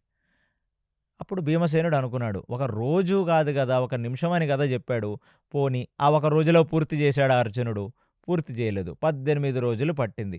కాబట్టి తను ప్రగల్భాలు పలికాడు అనే ఒక కారణం చేత సశరీరంగా ఇప్పుడు స్వర్గలోకానికి రాలేకపోతున్నాడు అని చెప్పాడు. ఇక భీమసేనుడికి ఒకటి అర్థమైంది. తిను చెప్పినవేవి గూడా అతనికి కరెక్ట్ అని అనిపించట్లేదు. ఎందుకంటే ద్రౌపది అర్జునుడితోనే వాత్సల్యంగా ఉందా? ప్రేమానురాగములతో ఉందా? అంటే కాదు. భీమసేనుడితో ఉంది. ఈయన చెప్పిన కారణములు పెద్ద కన్విన్సింగ్‌గా అనిపించట్లేదు. అలాంటిది ఇక ధర్మరాజు వెనకాల కుక్క వెళ్ళిపోతుంటే భీమసేనుడు గూడా తన యొక్క శరీర త్యాగం చేసేసాడు. అంటే భీమసేనుడు గూడా ఆ శరీరాన్ని వదిలిపెట్టేశాడు. వదిలిపెట్టి ఆ పడిపోతున్న శరీరంతో ధర్మరాజుని అడిగాడు, "అన్నా మరి నేనెందుకు రాలేకపోతున్నాను" అని. అంటే దానికి ధర్మరాజు చెప్తున్నాడు, "నువ్వు విపరీతమైన తిండి తినేవాడివి. నీకు ఆకలి చాలా ఎక్కువ. మేమందరం ఒక వంతు తింటే నువ్వొక్కడు తినేదే ఒక వంతు. అదే కాకుండా నీ భుజములు ఎవరినైనా నుజ్జు నుజ్జు చెయ్యగలవు అని నీ శారీరక దృఢత్వం చూసుకొని నీకు పొగరు. అందుకు నువ్వు స్వర్గలోకానికి రాలేకపోతున్నావనే సంగతి భీమసేనుడికి చెప్పగానే ఇక భీమసేనుడు కూడా తన శరీరాన్ని త్యాగం చేసేశాడు. అంటే ఈ పంచభూతాకృతమైన శరీరాలు ఈ ఐదుగురివి ఇక్కడే పడిపోయాయి. ఇక ధర్మరాజు నడుచుకుంటూ ఆ థర్డ్ డైమెన్షనల్ ట్రావెల్‌తో ఆల్మోస్ట్ స్వర్గలోకము యొక్క పొలిమేరల వరకు తను వెళ్ళిపోయాడు. వెళ్ళిపోగానే అక్కడ ధర్మరాజుని ఇన్వైట్ చెయ్యటానికి మాతలి రథం నడుపుతుండగా ఆ 10,000 గుర్రములతో 10 అంతస్తుల రథంతో సాక్షాత్తు ఇంద్రుడు దిగి ధర్మరాజుకి వెల్కమ్ టు స్వర్గం అని ఆయన చేతులు పట్టుకొని ఆయన్ని ఆలింగనం చేసుకుని, "రా నాయనా నిన్ను నేను రిసీవ్ చేసుకోవడానికి అంటే కలియుగంలో 36 సంవత్సరాల పాటు ఎంత బాగా పాలించావురా నాయనా! నేను 3 లోకములకు చక్రవర్తిని." అంటే ఇంద్రుడే ఈ 3 లోకాలకి పైలోకాలు, కింద లోకాలకి అతనే చక్రవర్తి. అలాంటిది నువ్వు భూమిని పరిపాలించిన విధముకు నేను చాలా ముగ్ధుడినయ్యాను. కాబట్టి నిన్ను రిసీవ్ చేసుకోవడానికి నేనే వచ్చాను బయటికి అనగానే చాలా సంతోషించి ఇంద్రుడికి చేజోడ్చి నమస్కరించి అతను రథం ఎక్కాడు. ఆ రథం మాతలి నడుపుతూ స్టార్ట్ చేసేసినప్పుడు కుక్క ఇంకా బయటే ఉండిపోయిందే, ఆ కుక్కను కూడా లోపలికి పంపించండి అని అడిగాడు ధర్మరాజు. అంటే స్వర్గంలో కుక్కలుండవు నాయనా, కుక్కములకు ప్రవేశం లేదు స్వర్గానికి అని చెప్పాడు ఇంద్రుడు. అదేమిటది? ఎప్పుడు మొదలుపెట్టుకుంది? ఎంత సమయం తిరిగారో వీళ్ళ భూమి చుట్టూ మనకు మహాభారతంలో సరిగ్గా లేదు గానీ, ఎప్పటినుంచి అనుగమిస్తూ వచ్చింది. మమ్మల్నే నమ్ముకొని, మా వెంటే నడుచుకుంటూ ఇంత దూరం వచ్చింది.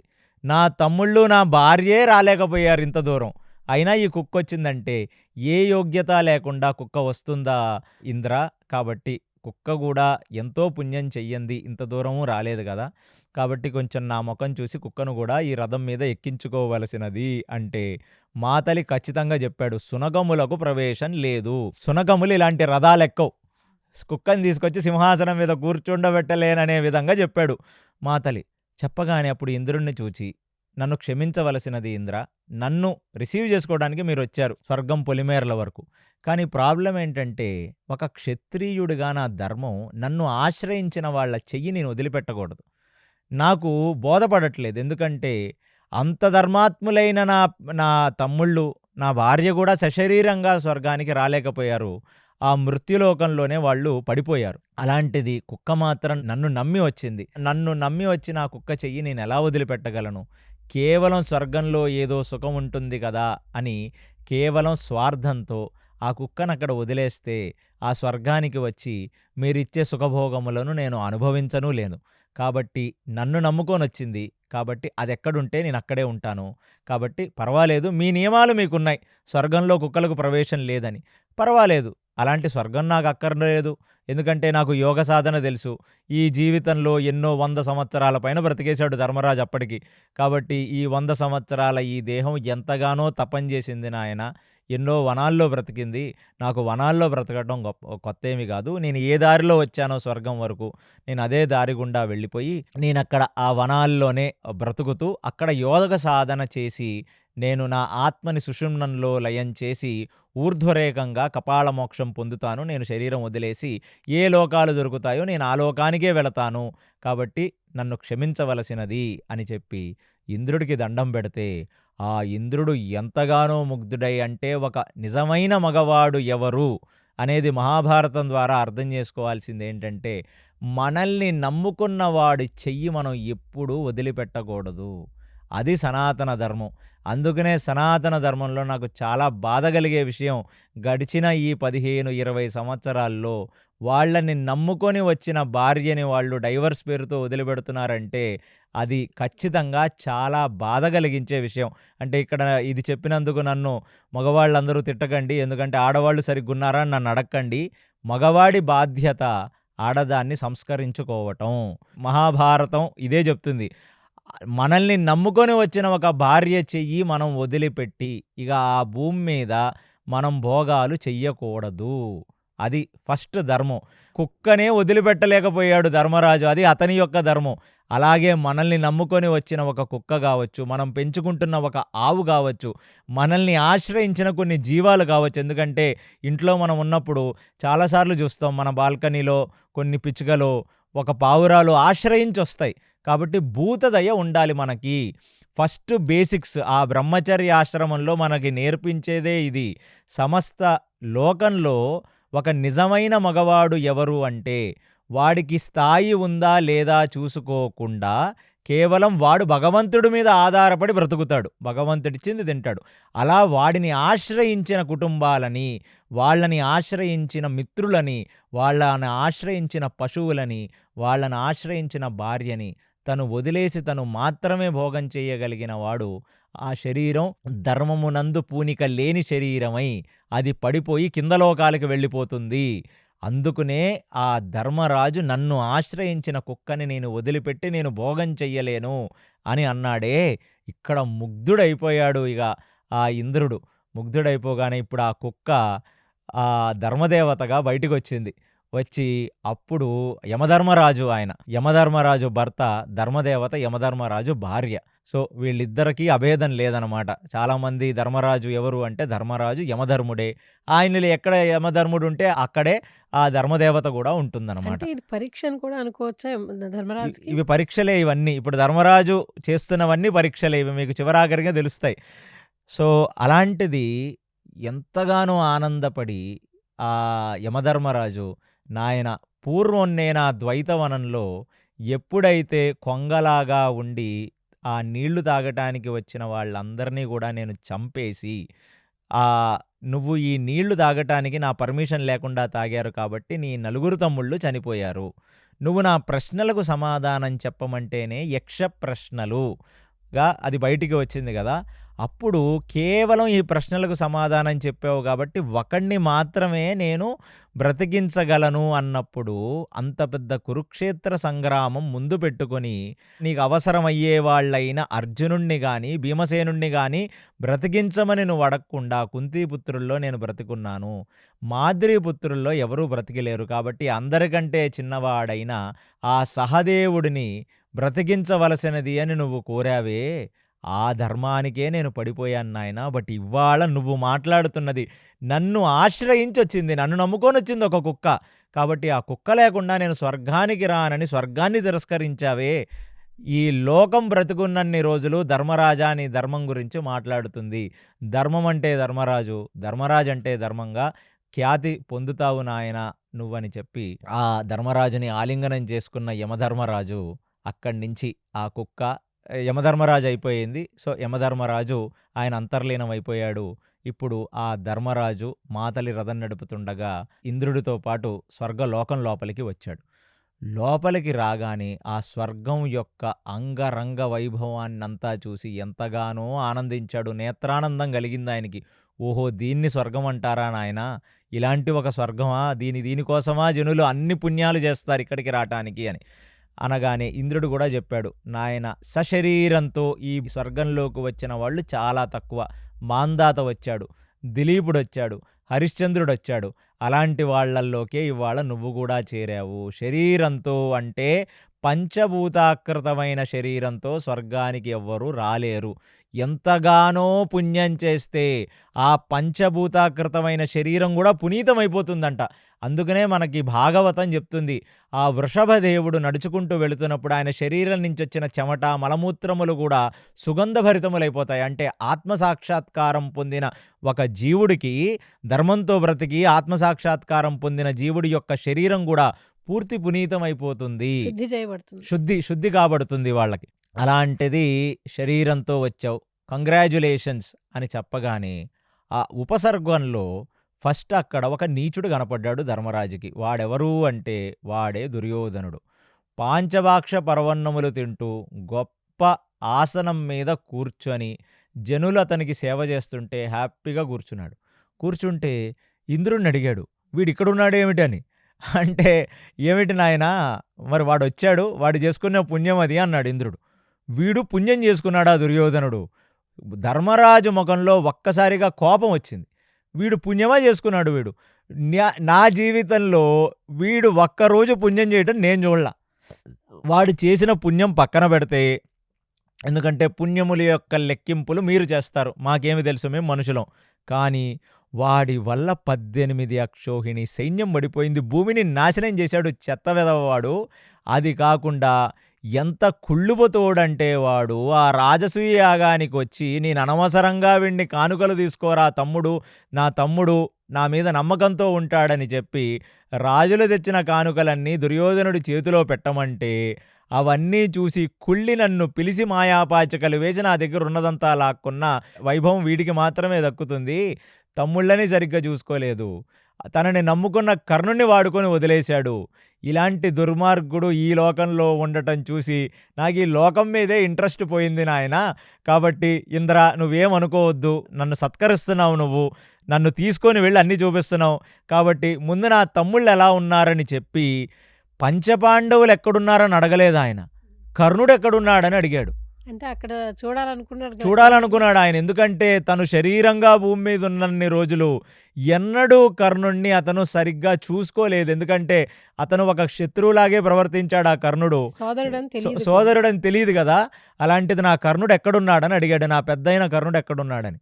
ఉన్నాడులే నాయన అంటే, ఇదంతా కాదు, ఈ దుర్యోధనుడు ఉన్న ఈ లోకం నాకొద్దు అనగానే అక్కడ దేవతలందరూ వచ్చి, నాయనా ఇది స్వర్గం, భూలోకంలో జరిగిన విషయములు ఇక్కడ గుర్తుంచుకోకూడదు, అందుకనే శరీరాన్ని అక్కడ వదిలేసిన తర్వాత భూమి మీదకి తీసుకొస్తాం. నీ పుణ్యం, నువ్వు శరీరంగానే వచ్చావు, ఆ భూమి మీద జరిగినవన్నీ నీ మనసులో ఇంకా గుర్తున్నాయి. కాబట్టి అలాంటి వదిలేయన ఆయన, పుణ్యపాపముల లెక్కింపు మాకు వదిలే. వాడు ఏదో పుణ్యం చేశాడని మేము చెప్తున్నాం కదా, కాబట్టి వాడిని అక్కడ పెట్టాం అంటే, మీరు మీ స్వర్గానికో దండం, వాడు పుణ్యమే చేయని పాపమే చేయని వాడిని పెట్టుకోండి ఇక్కడ, వాడున్న స్వర్గంలో నేనుండను. ఇంతకీ నా కర్ణుడు ఎక్కడున్నాడు, నా పాండవులు ఎక్కడున్నారు, ద్రౌపది ఎక్కడుందో వాళ్ళ దగ్గరికి నన్ను తీసుకెళ్ళండి నాయన అన్నాడు ఆయన. అంటే సరే అని చెప్పి ఒక దేవదూతనిచ్చి ఇంద్రుడు, సరే ధర్మరాజా, చాలా మంచిది, నీకు యోగ్యత ఉంది, స్వర్గానికి వచ్చావు, కానీ నాకు అక్కర్లేదు అంటున్నావు, దానికి నేనేం చేయగలను చెప్పు. కాబట్టి దేవదూత వాళ్ళు ఎక్కడున్నారో వాళ్ళ దగ్గరికి తీసుకువెళ్ళు అన్నాడు. తీసుకువెళ్ళనగానే ఆ ఇంద్రుడి యొక్క పొజిషన్కి, ఇంద్రుడి యొక్క తత్వమునకు ఆయన నమస్కరించి, అక్కడి నుంచి మీరు అన్యదా భావించవద్దు, నా తమ్ముళ్ళు ఎక్కడున్నారో నేను అక్కడే ఉంటాను అని చెప్పి అక్కడి నుంచి దేవదూతని అనుగమిస్తూ వెళుతూ ఉంటే, కొంతసేపటికి ఒక పెద్ద నది వచ్చింది. ఆ నది మొత్తం రక్తంతో, మాంసముతో, చీముతో, దుర్గంధమైన రక్తంతో నిండి గుట్టలు గుట్టలుగా ఎముకలు పడి, ఆ ఎముకల మీద ఉన్న రక్తాన్ని, ఎముకల మీద ఉన్న మాంసాన్ని పిచాచులు తింటూ ఒక దుర్గంధం వచ్చేసింది. ఆయన ఉండలేక, ఆ దుర్గంధాన్ని అతను భరించలేక అతను ముక్కు మూసుకున్నాడు. అసలు దుర్గంధానికి ముక్కు మూసుకోవడం తర్వాత సంగతైతే, అక్కడ ఉన్న విషయముల మలమూత్రములతో ప్రవహిస్తున్న ఆ నది ఒక దృశ్యం అతను కళ్ళతో చూడలేకపోయాడు. ఆ దేవదూత అన్నాడు, ఏమిటి నాయనా చూడలేకపోతున్నావు అని. ఏమిటిది అంటే, ఇదే నరకం యొక్క ఎంట్రన్స్ నాయన, దీన్నే వైతరణి అంటారు. అంటే భూమి మీద నీచ నికృష్టమైన పనులు చేసి, చెయ్యకూడని పనులు చేసిన వాళ్ళు, అంటే ధర్మాన్ని పట్టుకొని అర్థం, అంటే మీ ధనార్థం, ఆ ధర్మాన్ని పెట్టుకొని కామం ఉండాలి.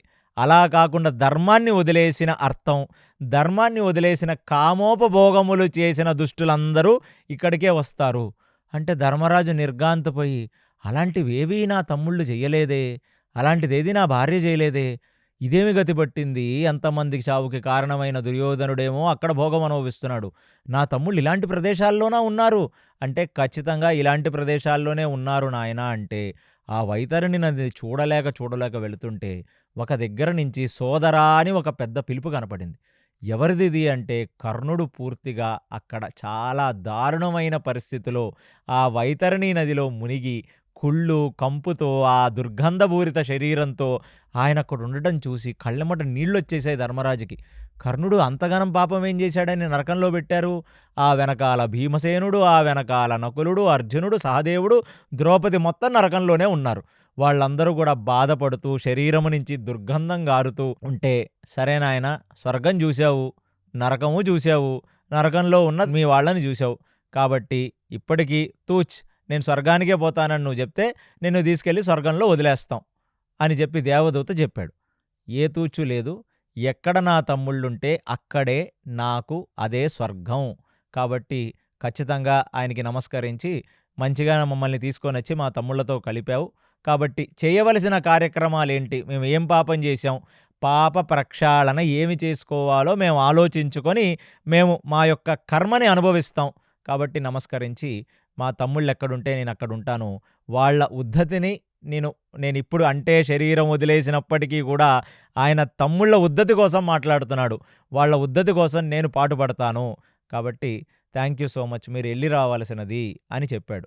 చెప్పగానే ఒక్క క్షణం అక్కడ ఇంద్రుడు మాతలి రథం నడుపుతుండగా ఇంద్రుడి యొక్క రథం ఆ వైతరణి నది క్రాస్ అవుతుంటే ఆ వైతరణి నది మొత్తం మాయమైపోతుంది. దుర్గంధం పోయి సుగంధం వస్తుంది. మొత్తం అంతా ఆ ఇంద్రుడు తన పక్కకొచ్చి నిలబడేసరికి తను ఏదైతే చూశాడో ఏదో ఒక ఇల్యూషన్ లాగా, ఒక మాయలాగా మొత్తం మాయమైపోయి, మొత్తం స్వర్గం అయిపోయి అక్కడ ఉన్న కర్ణుడు, భీమసేనుడు, అర్జునుడు ఇత్యాది వాళ్ళందరూ గూడా మంచి రూపాలతో హ్యాపీగా ఉన్నారు. ఏమిటి మాయ అనగానే, ఇక్కడ నీ ఫైనల్ టెస్ట్ గూడా నువ్వు పాసయ్యావు నాయనా. కుక్క దగ్గర ఒక టెస్ట్ పాసయ్యావు. స్వర్గంలో దుర్యోధనుడిని చూసి వీడు ఉండేది స్వర్గం కాదు నేనుండనన్నావు. ఇక మూడవ టెస్ట్‌లో ఎక్కడ నా తమ్ముళ్ళుంటారో పాపం నా తమ్ముళ్ళు ఇలాంటి ఒక నరకయాతన అనుభవిస్తుంటే నేను ఎలాగా హ్యాపీగా ఉండగలను అనే ఒక భావనతో నువ్విక్కడే ఉండిపోయావే. నీకు 1000కి 1000 మార్క్స్. కాబట్టి ఇలాంటి ఒక మనిషి సశరీరంగా భూమి మీద నడిచాడనేది ఈ భూమి కొనియాడుతుంది. ఇలాంటి ఒక మనిషి మళ్ళీ పుట్టడు ధర్మరాజా. నీ ధర్మానికి నేను పడిపోయాను. కాబట్టి ఇదంతా స్వర్గమే నాయనా. నువ్వొచ్చింది ఎంట్రన్స్. అది ఉపస్వర్గం. అందులో దుర్యోధనుడిని పెట్టాం. ఏమిటంటే, ఏ క్షత్రియుడైతే చనిపోతున్నప్పుడు కంట్లో భయం లేకుండా కేవలం ధైర్యంగా నిలబడి తన యొక్క క్షత్రియ ధర్మాన్ని ఆచరించాడో వాడు 4300 సంవత్సరాల పాటు స్వర్గభోగాన్ని అనుభవించిన తర్వాత అప్పుడు వాడి పాపపుణ్యములను లెక్కించి వాడిని పంపిస్తాము. కాబట్టి నీకు మా యొక్క క్యాలిక్యులేషన్ చెప్తున్నాం. ఒక జీవుడు తన శరీరంలో ఎక్కువ పాపం చేశాడు. కొంచెమే పుణ్యం చేశాడు. కాబట్టి వాడికి ఆ కొంచెకాలం ఆ పుణ్యం ఇచ్చి తర్వాత వాడిని నరకలోకాలకు పంపిస్తాం. ఒక మనిషి తన జీవితంలో ఎక్కువ పుణ్యం చేశాడు. కొంచెం మాత్రమే పాపం చేస్తే వాడిని ఫస్ట్ నరకానికి పంపించి ఆ యొక్క పాపముకు తగ్గ పరిహారం వాడి చేత చేపించి మళ్ళీ మేము స్వర్గానికి తీసుకొనొస్తాం. ఇది మా యొక్క క్యాలిక్యులేషన్ నాయనా. అందుకనే మీ వాళ్ళు ఎప్పుడూ ఈ స్వర్గంలోనే ఉన్నారు. వాళ్ళందరూ శరీరాలు వదిలేసి స్వర్గానికి వచ్చారు. నువ్వు మాత్రమే సశరీరంగా స్వర్గానికి వచ్చావు అనే ఒక విషయాన్ని చెప్పి ఆ ధర్మరాజుని ఆలింగనం చేసుకున్నాడు ఇంద్రుడు. ఆలింగనం చేసుకున్న తర్వాత ఇప్పుడు భీమసేనుడు ఆ ధర్మరాజు మాట్లాడుకుంటున్నప్పుడు కేవలం ధర్మరాజుకు అనిపించింది మాత్రమే చెప్పాడక్కడ. వీళ్ళ శరీరాలంటే ద్రౌపది ఎందుకు రాలేకపోయిందంటే తననుకున్నాడు. అంటే ఇది తాత్వికంగా మీరందరూ మహాభారతంలో అర్థం చేసుకోవాలి. తను అనుకున్నది తను చెప్పాడు తప్ప అది వాస్తవం కాదు. తను అనుకున్నాడు ద్రౌపదికి అర్జునుడి మీద ప్రేమ ఎక్కువ, అందుకు మేబీ శరీరంగా రాలేకపోయిందేమో అని తను అనుకున్నాడు.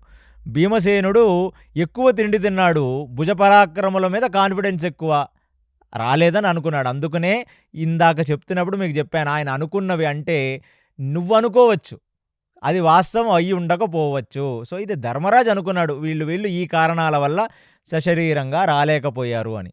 అక్కడ ఇప్పుడు ఇంద్రుడు ధర్మరాజుని చూపించి, నాయనా ఇవన్నీ పరీక్షలు పెట్టడానికి మాత్రమే నీకు ఈ శరీరంతో నిన్నిక్కడికి తీసుకొచ్చాం. కాబట్టి నువ్వు ఇప్పుడు ఏం చెయ్యాలంటే అది హరిపాద గంగోదకం.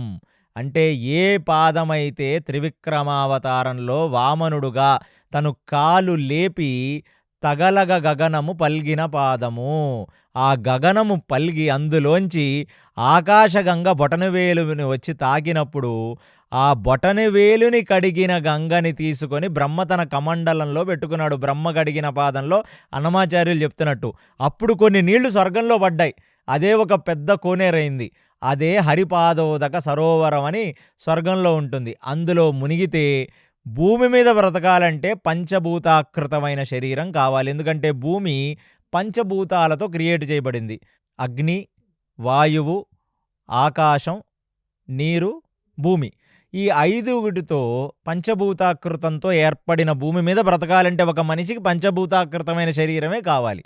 కానీ స్వర్గలోకంలో పంచభూతాలతో ఏర్పరిచిన శరీరం కాదు. అక్కడ వేరే వేరే వాటితో ఏర్పరిచారు ఆ శరీరాన్ని. అందుకనే త్రిశంకు స్వర్గం. త్రిశంకుకు కలిగింది కోరిక, నాయనా నేను ఏ భోగాన్నైతే భూమి మీద అనుభవించానో అదే శరీరంతో నేను స్వర్గానికి పోయి అనుభవిస్తానని విశ్వామిత్రుడిని అడిగాడు ఆయన. అప్పుడు విశ్వామిత్రుడు ఏం చెప్పాలి, నాయనా నువ్వు రాకూడదు. ఎందుకంటే భూమి మీద సుఖ అనుభూతి కలిగితే సుఖానికి ఒక పరిమితి ఉంటుంది. భోజనం ఎంతసేపు తినగలవు? 15 నిమిషాల తర్వాత కడుపు నిండిన తర్వాత అది నీకు రుచించదు. అదే ఎగటు పుడుతుంది నీకు. ఏ సుఖమైనా భూమి మీద కొంతకాలం మాత్రమే. సుఖాన్ని అనుగమిస్తూ దుఃఖం, దుఃఖం తర్వాత సుఖం, ద్వంద్వాలలో ఉంటుంది ఈ ప్రపంచం. స్వర్గం అలా కాదు. అది నిత్యభోగం, నిత్య సుఖం. అక్కడ దుఃఖ అనుభూతే కలగదు. ఆ దుఃఖానుభూతి కలగకూడదంటే అక్కడికి తగ్గ శరీరం అక్కడ ఉండాలి. పంచభూతాకృత శరీరాలతో అక్కడ ఉండకూడదు. కాబట్టి హరిపాదోదకంలో నువ్వు స్నానం చేయవలసినదంటే ధర్మరాజు ఆ హరిపాదోదకంలో మునిగి వెంటనే స్వర్గలోకానికి సంబంధించిన శరీరం ధర్మరాజుకు కూడా వచ్చింది. రాగానే ఏమిటి ఇదంతా అంటే, ధర్మం అంటే ఏమిటి, నిన్ను ఆశ్రయించిన వాళ్ళ పట్ల నీకుండే ధర్మం ఏమిటి, నీ తమ్ముళ్ళు బాధపడుతుంటే నీకుండే ధర్మం ఏంటి అంటే, స్వర్గానికి వెళ్ళిపోయాను ఇక అంతా అయిపోయిందని కాకుండా అక్కడ కూడా ధర్మమునందు పూనికతో ఉన్నవాడివి కాబట్టి ఇది నేను సమస్త భూమండలంలో నీ యొక్క ప్రత్యేకమైన నీ యొక్క ఔన్నత్యాన్ని చెప్పటం కోసం మేము నిన్ను టెస్ట్ చేసాం. నువ్వు టెస్ట్లో పాస్ అయ్యావు. ఇప్పుడు ఈ స్వర్గలోకాకృతమైన శరీరం అంటే నీ తమ్ముళ్ళు ఏ శరీరాన్ని అయితే పొందొచ్చారో అలాంటి ఒక శరీరం నీకు ఇక్కడ దక్కింది నాయన. ఇక నువ్వు ఈ స్వర్గలోకంలో ఉండవలసినది అని కోరితే, అక్కడ ఆ స్వర్గలోకం వైపు అతను చూస్తుంటే వెనకాల అతనికి శంతనుడు కనపడ్డాడు. వాళ్ళ ముత్తాతగారు శంతనుడు. ఆ శంతనుడు పక్కన అష్టవసువుల్లో ఒకడై భీష్ముడు కనపడ్డాడు. ఆ పక్కనే బృహస్పతిగా కమండలం పట్టుకొని నించున్న ద్రోణాచార్యుడు కనపడ్డాడు. ఇక పక్కకు తిరిగి చూస్తే తన తమ్ముళ్ళో మరూతుల్లో ఒకడైన ఆ వాయువుకి సంబంధించిన వాడు, ముఖ్య ప్రాణం అంటాం, ముఖ్యవాయువు అంటాం. అంటే పంచప్రాణాలు ఒకటే ముఖ్య ప్రాణం అయితే అదే హనుమంతుడు, అదే భీమసేనుడు. అలా భీమసేనుడు కనపడ్డాడు. ఆ భీమసేనుడు పక్కన ఇప్పుడు ద్రౌపదిని చూస్తే, ద్రౌపదిలో కొన్ని మహాభారతాలలో అంటే ముఖ్యమైన మహాభారతంలో లక్ష్మీతత్వంగా చెప్తున్నారు. అంటే ద్రౌపదిలో బ్రహ్మ భార్య అయిన భారతి, శివుడు భార్య అయిన పార్వతి, శ్రీమన్నారాయణుడి అర్ధాంగి అయిన శ్రీ మహాలక్ష్మి మొత్తం కలిపి ఒక లక్ష్మిగా కనబడితే, ఆ ద్రౌపదిని చూచి ఒక్కసారిగా ఆనందం పొందాడు ధర్మరాజు. అప్పుడు ఇంద్రుడు చెప్తున్నాడు, ఆవిడ ఒక ఆడవాళ్ళ ఔన్నత్యం గురించి చెప్తూ, నా స్వర్గలక్ష్మి సచీదేవి, మీ యొక్క భూలక్ష్మి నాయన ద్రౌపది యొక్క భాగ్యానికే మీకు కనీసం సుఖములు కలిగాయి. అంటే మనల్ని పెళ్లి చేసుకొని వచ్చే ఒక ఆడ మనిషిని మనం ఒక లక్ష్మీదేవిలాగా చూసుకుంటే మీకు సమస్తమైన సుఖములు కలుగుతాయనే విషయాన్ని చెప్పి లక్ష్మీతత్వంగా పోల్చారు. చివరాఖరిసారిగా ద్రౌపదిని, తనే నీ రాజ్యలక్ష్మి, తనే నీ భూలక్ష్మి, తనే నీ భోగలక్ష్మి. అందుకనే మనకు పెళ్లి చేస్తున్నప్పుడు కూడా మన భార్యని ఒక లక్ష్మీదేవిగా, మనల్ని ఒక నారాయణుడిగా భావించి ఒక తండ్రి ఒక ఆడమనిషిని మనకు దానం చేస్తాడు. అలాంటి ఒక లక్ష్మీతత్వం కనబడితే చేజోడ్చి నమస్కరించాడు ధర్మరాజు. ఆ పక్కనే అశ్వినీ దేవతలుగా చాలా అందంగా ఉన్న డాక్టర్లిద్దరూ ఈ నకుల సహదేవులు కనపడ్డారు. అశ్వినీ దేవతలే ఆ దేవతలకి డాక్టర్లు వాళ్ళు. అశ్వినీ ప్రోక్తంగా మనకి ఆయుర్వేదం కూడా వచ్చింది. ఇక వాటి పక్కన అర్జునుడు, తను ఆ ఇంద్ర తేజస్సుతో వెలిగిపోతున్న అర్జునుడు ఇంద్రుడు పక్కన చూశాడు. అబ్బబ్బబ్బబ్బా, అసలు ఏమిటి ఇదంతా అని చూస్తే అగ్నిదేవుడు పక్కన దృష్టద్యుమ్నుడు కనపడ్డాడు. అక్కడ ఇక అటువైపు ఉన్న వాళ్ళందరూ కూడా శిఖండి కావచ్చు, అంబ, శిఖండి, ద్రుపదుడు, విరాటరాజు, కుంతిభోజుడు అందరూ కూడా రకరకాల దేవతాంశల్లో కనపడ్డారు ధర్మరాజుకి. వాళ్ళందరికీ చేజోడ్చి నమస్కరించి, ఆ దుర్యోధనుడు నరకలోకంలో బాధపడుతూ కనపడ్డాడిప్పుడు ధర్మరాజుకి. ఆ దుర్యోధనుడు పక్కనున్న 99 మంది తమ్ముళ్ళు గూడా అసురోత్తముల్లాగా నరకలోకాల్లో కనపడ్డారు. మొత్తం భూమి మీద వచ్చిన దేవతలందరూ శ్రీ మహావిష్ణువు యొక్క చరణారవిందములకు అర్ఘ్యమిచ్చినట్లుగా, ఆ భూభారహరణానికి వచ్చిన సంపూర్ణావతారమైన కృష్ణుడికి వీళ్ళందరూ వాళ్ళ వాళ్ళ దేవతా అంశంలో భూమి మీదకి ఎలా వచ్చారో, ఇప్పుడు ఆ నేత్రానందం కలిగింది ధర్మరాజుకి. వాళ్ళందరికీ చేజోడ్చి నమస్కరించి, ఇక్కడ వ్యాసుడు చెప్తున్నాడనమాట. ఏమిటంటే, దేవదానవ యుద్ధం ఇది. ధర్మానికి, అధర్మానికి జరిగిన యుద్ధం. అలాంటిది కలియుగంలో కలిపురుషుడు యొక్క ప్రభావం కూడా మనుషులకు కలగకుండా 36 సంవత్సరాలు వీళ్ళు పాలించి వాళ్ళ తేజస్సుల్ని మళ్ళీ భూమి మీద వదిలేసి మనం ఎలా బ్రతకాలో చెప్పారు కాబట్టి ఇది మహాభారతం అనే ఒక గ్రంథం అయ్యింది. ఇది ఇలా జరిగిందని చెప్తుండగా ఇప్పుడు ఆ వైశంపాయనుడికి జన్మేజయుడు చేజోడ్చి నమస్కరించి, మా పూర్వీకుల యొక్క వైభవాన్ని మాకు కళ్ళకు కట్టినట్టు చెప్పారు. మాకు ఆ కుక్క యొక్క తల్లైన శరమ ఇచ్చిన శాపం నుంచి మాకు విముక్తి కలిగించారు. ఒక కుక్కతో మొదలయ్యింది మహాభారతం. మళ్ళీ ఒక కుక్కతో ముగిసింది మహాభారతం. అందుకనే మనందరికీ కూడా ఏమిటంటే భూతదయ ఉండాలి. మనకంటే తక్కువ వాళ్ళ పట్ల మనకి ప్రేమ, అనురాగ, బాధ్యతలతో మనం ఉండాలి. కాబట్టి ఈ జన్మేజయుడు, ముగ్గురు తమ్ముళ్ళు కలిసి వైశంపాయనుడికి సాష్టాంగ నమస్కారం చేస్తుంటే వైశంపాయనుడు చెప్తున్నాడు, వ్యాసుడు 3 సంవత్సరాలు కూర్చొని కష్టపడి మహాభారతాన్ని రాశాడు. ఎవరు ఎలా ఉండాలి, ఎవరు ఎలా ఉండకూడదు, ధర్మాన్ని పట్టుకున్న వాళ్ళని కృష్ణుడు ఎలా రక్షిస్తాడు, కాబట్టి మహాభారతాన్ని ఎలా చదవాలి అనేది వైశంపాయనుడు చెప్తూ, కృష్ణుణ్ణి కేంద్రీకృతంగా పెట్టి మహాభారతాన్ని చదవాలి. కృష్ణుణ్ణి సెంటర్‌గా పెట్టి మహాభారతం చదివితే మహాభారతం అర్థమవుతుంది. అలాంటి మహాభారతం ఎక్కడ చదివినా, ఎక్కడ విన్నా వాడి జీవితం సంస్కరింపబడుతుంది. కాబట్టి ఇలాంటి మహాభారతాన్ని నేను మళ్ళీ మీకు కలియుగమునందు నువ్వు చేస్తున్న సర్పయాగంలో చెప్పే మహోత్కృష్టమైన అవకాశం ఈ శరమ వల్ల కలిగింది నాయనా. కాబట్టి నువ్వు కూడా ఈ మహాభారతాన్ని నీ రాజ్యంలో ఉన్న జనులకు, ఇక ముందు కలియుగంలో వచ్చే జనాలకు కూడా చెప్పవలసినది. ఎందుకంటే కలియుగంలో మహాభారతం పంచమ వేదం. వేదం ఏం చెప్తుందో మనకు అర్థం కాదు. కానీ మహాభారతం ఒక అరటి పండుని ఒలిచి నోట్లో పెట్టినంత సరళంగా ఎలా ఉండాలి, ఎలా ఉండకూడదు, ఏ ధర్మాచరణతో నువ్వు బ్రతకాలనే విషయం చెప్తుంది. దీనికి ఫలశ్రుతి ఎంతగానో చెప్పారు. ఆ ఫలశ్రుతి అనేది ఇక్కడ అప్రస్తుతంగా అనుకుంటున్నాను. కానీ ఫలశ్రుతి కూడా ఉంది. ఏ అధ్యాయం చదివితే మీకు ఎలాంటి ఒక కోరిక తీరుతుంది అని. కానీ ఏ కోరికైనా ఈ భూమి మీదకు వచ్చిన తర్వాత ఎన్ని కోరికలు తీర్చుకున్నా మళ్ళీ కోరికలు పుడుతూనే ఉంటాయి. కాబట్టి నా యొక్క ఈ మహాభారతం మొత్తం అయిపోయిన తర్వాత మీ అందరికీ ఒక చిన్న ప్రార్థన ఏమిటంటే, శ్రీ మహావిష్ణువుని ఆశ్రయించినప్పుడు అన్నిటికంటే పెద్ద కోరికైన కామ్య కోరిక మీ జీవితానికి మోక్షం. ఎందుకంటే పునరపి జననం పునరపి మరణం పునరపి జననీ జఠరే శయనం ఇహ సంసారం బహుదుఃఖారం కృపయా పాహి పాహి మురారి అన్నట్టుగా ఎన్ని కోరికలు తీర్చుకున్నా మళ్ళీ ఆ కోరికల మీద ఆశ చావదు. మళ్ళీ మనం ఒక తల్లి గర్భంలో ఆ గర్భస్థ నరకాన్ని అనుభవించి మళ్ళీ ఈ మృత్యులోకంలో పుడుతూనే ఉంటాం.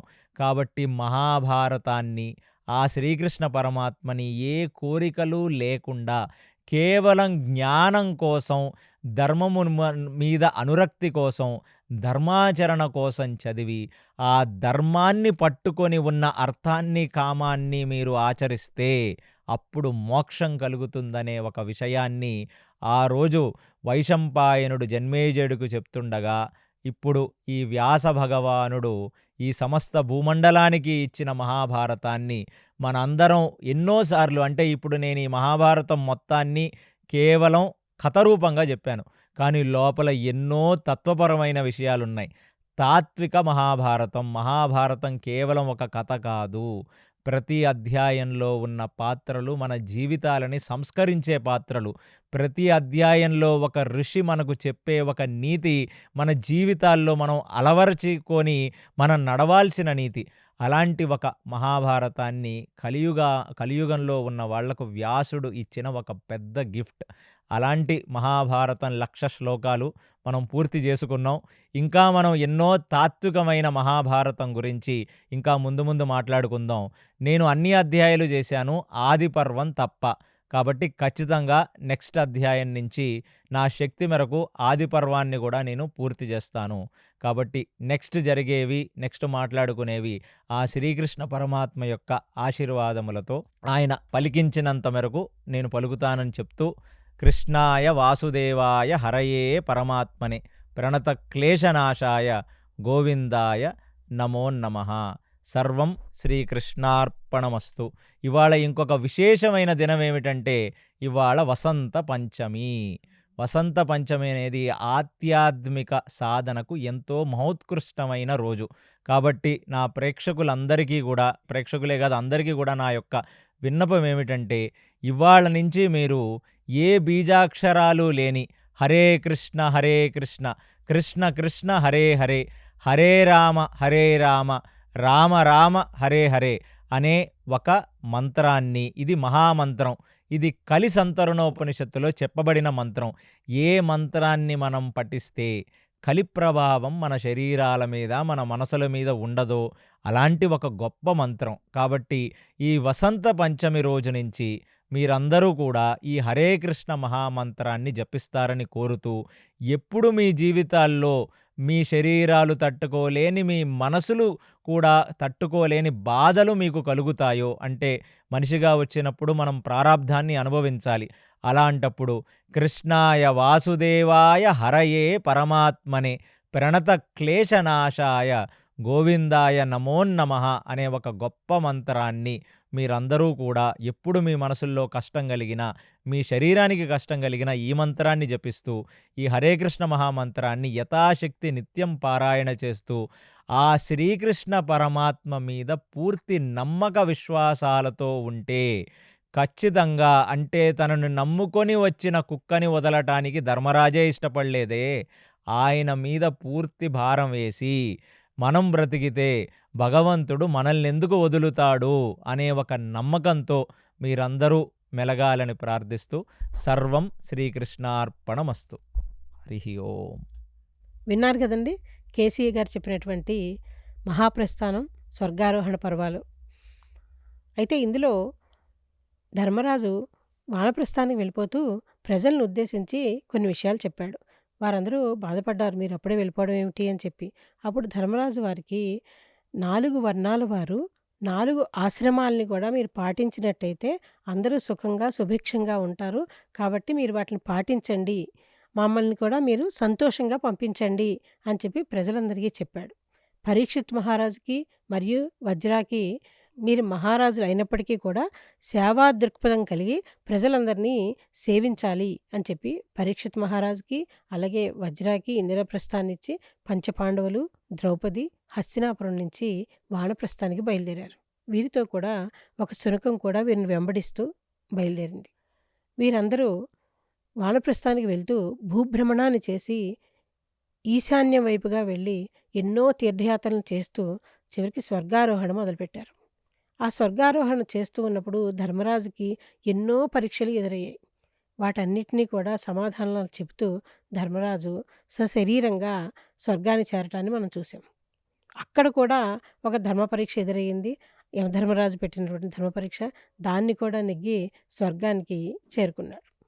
కేసీ గారి నోట మహాభారతాన్ని విన్నాం. ఎంతో అద్భుతంగా ఎన్నో విషయాలు, మనకి రోజు ఉపయోగపడే విషయాలు చాలా చెప్పారు. అందరూ ధర్మంగా ఉండాలని చెప్పారు. ధర్మం ఏంటి, అధర్మం ఏమిటి, దీని ద్వారా మనకు తెలిసింది. కృష్ణుడే ముఖ్యంగా మహాభారతాన్ని చెప్పడం జరిగింది. అలాగే శరణాగతి ఎలా ఉండాలి, భూతదయ ఎలా ఉండాలి అనే విషయాలను కూడా మనకి చెప్పారు. ధర్మం ఎలా ఉండాలి చెప్పారు. కాబట్టి అందరూ భూతదయతో ఉండాలని చెప్పారు. మనం కృష్ణుని శరణాగతి వేడి శరణాగతితో ఉండాలి అని చెప్పారు.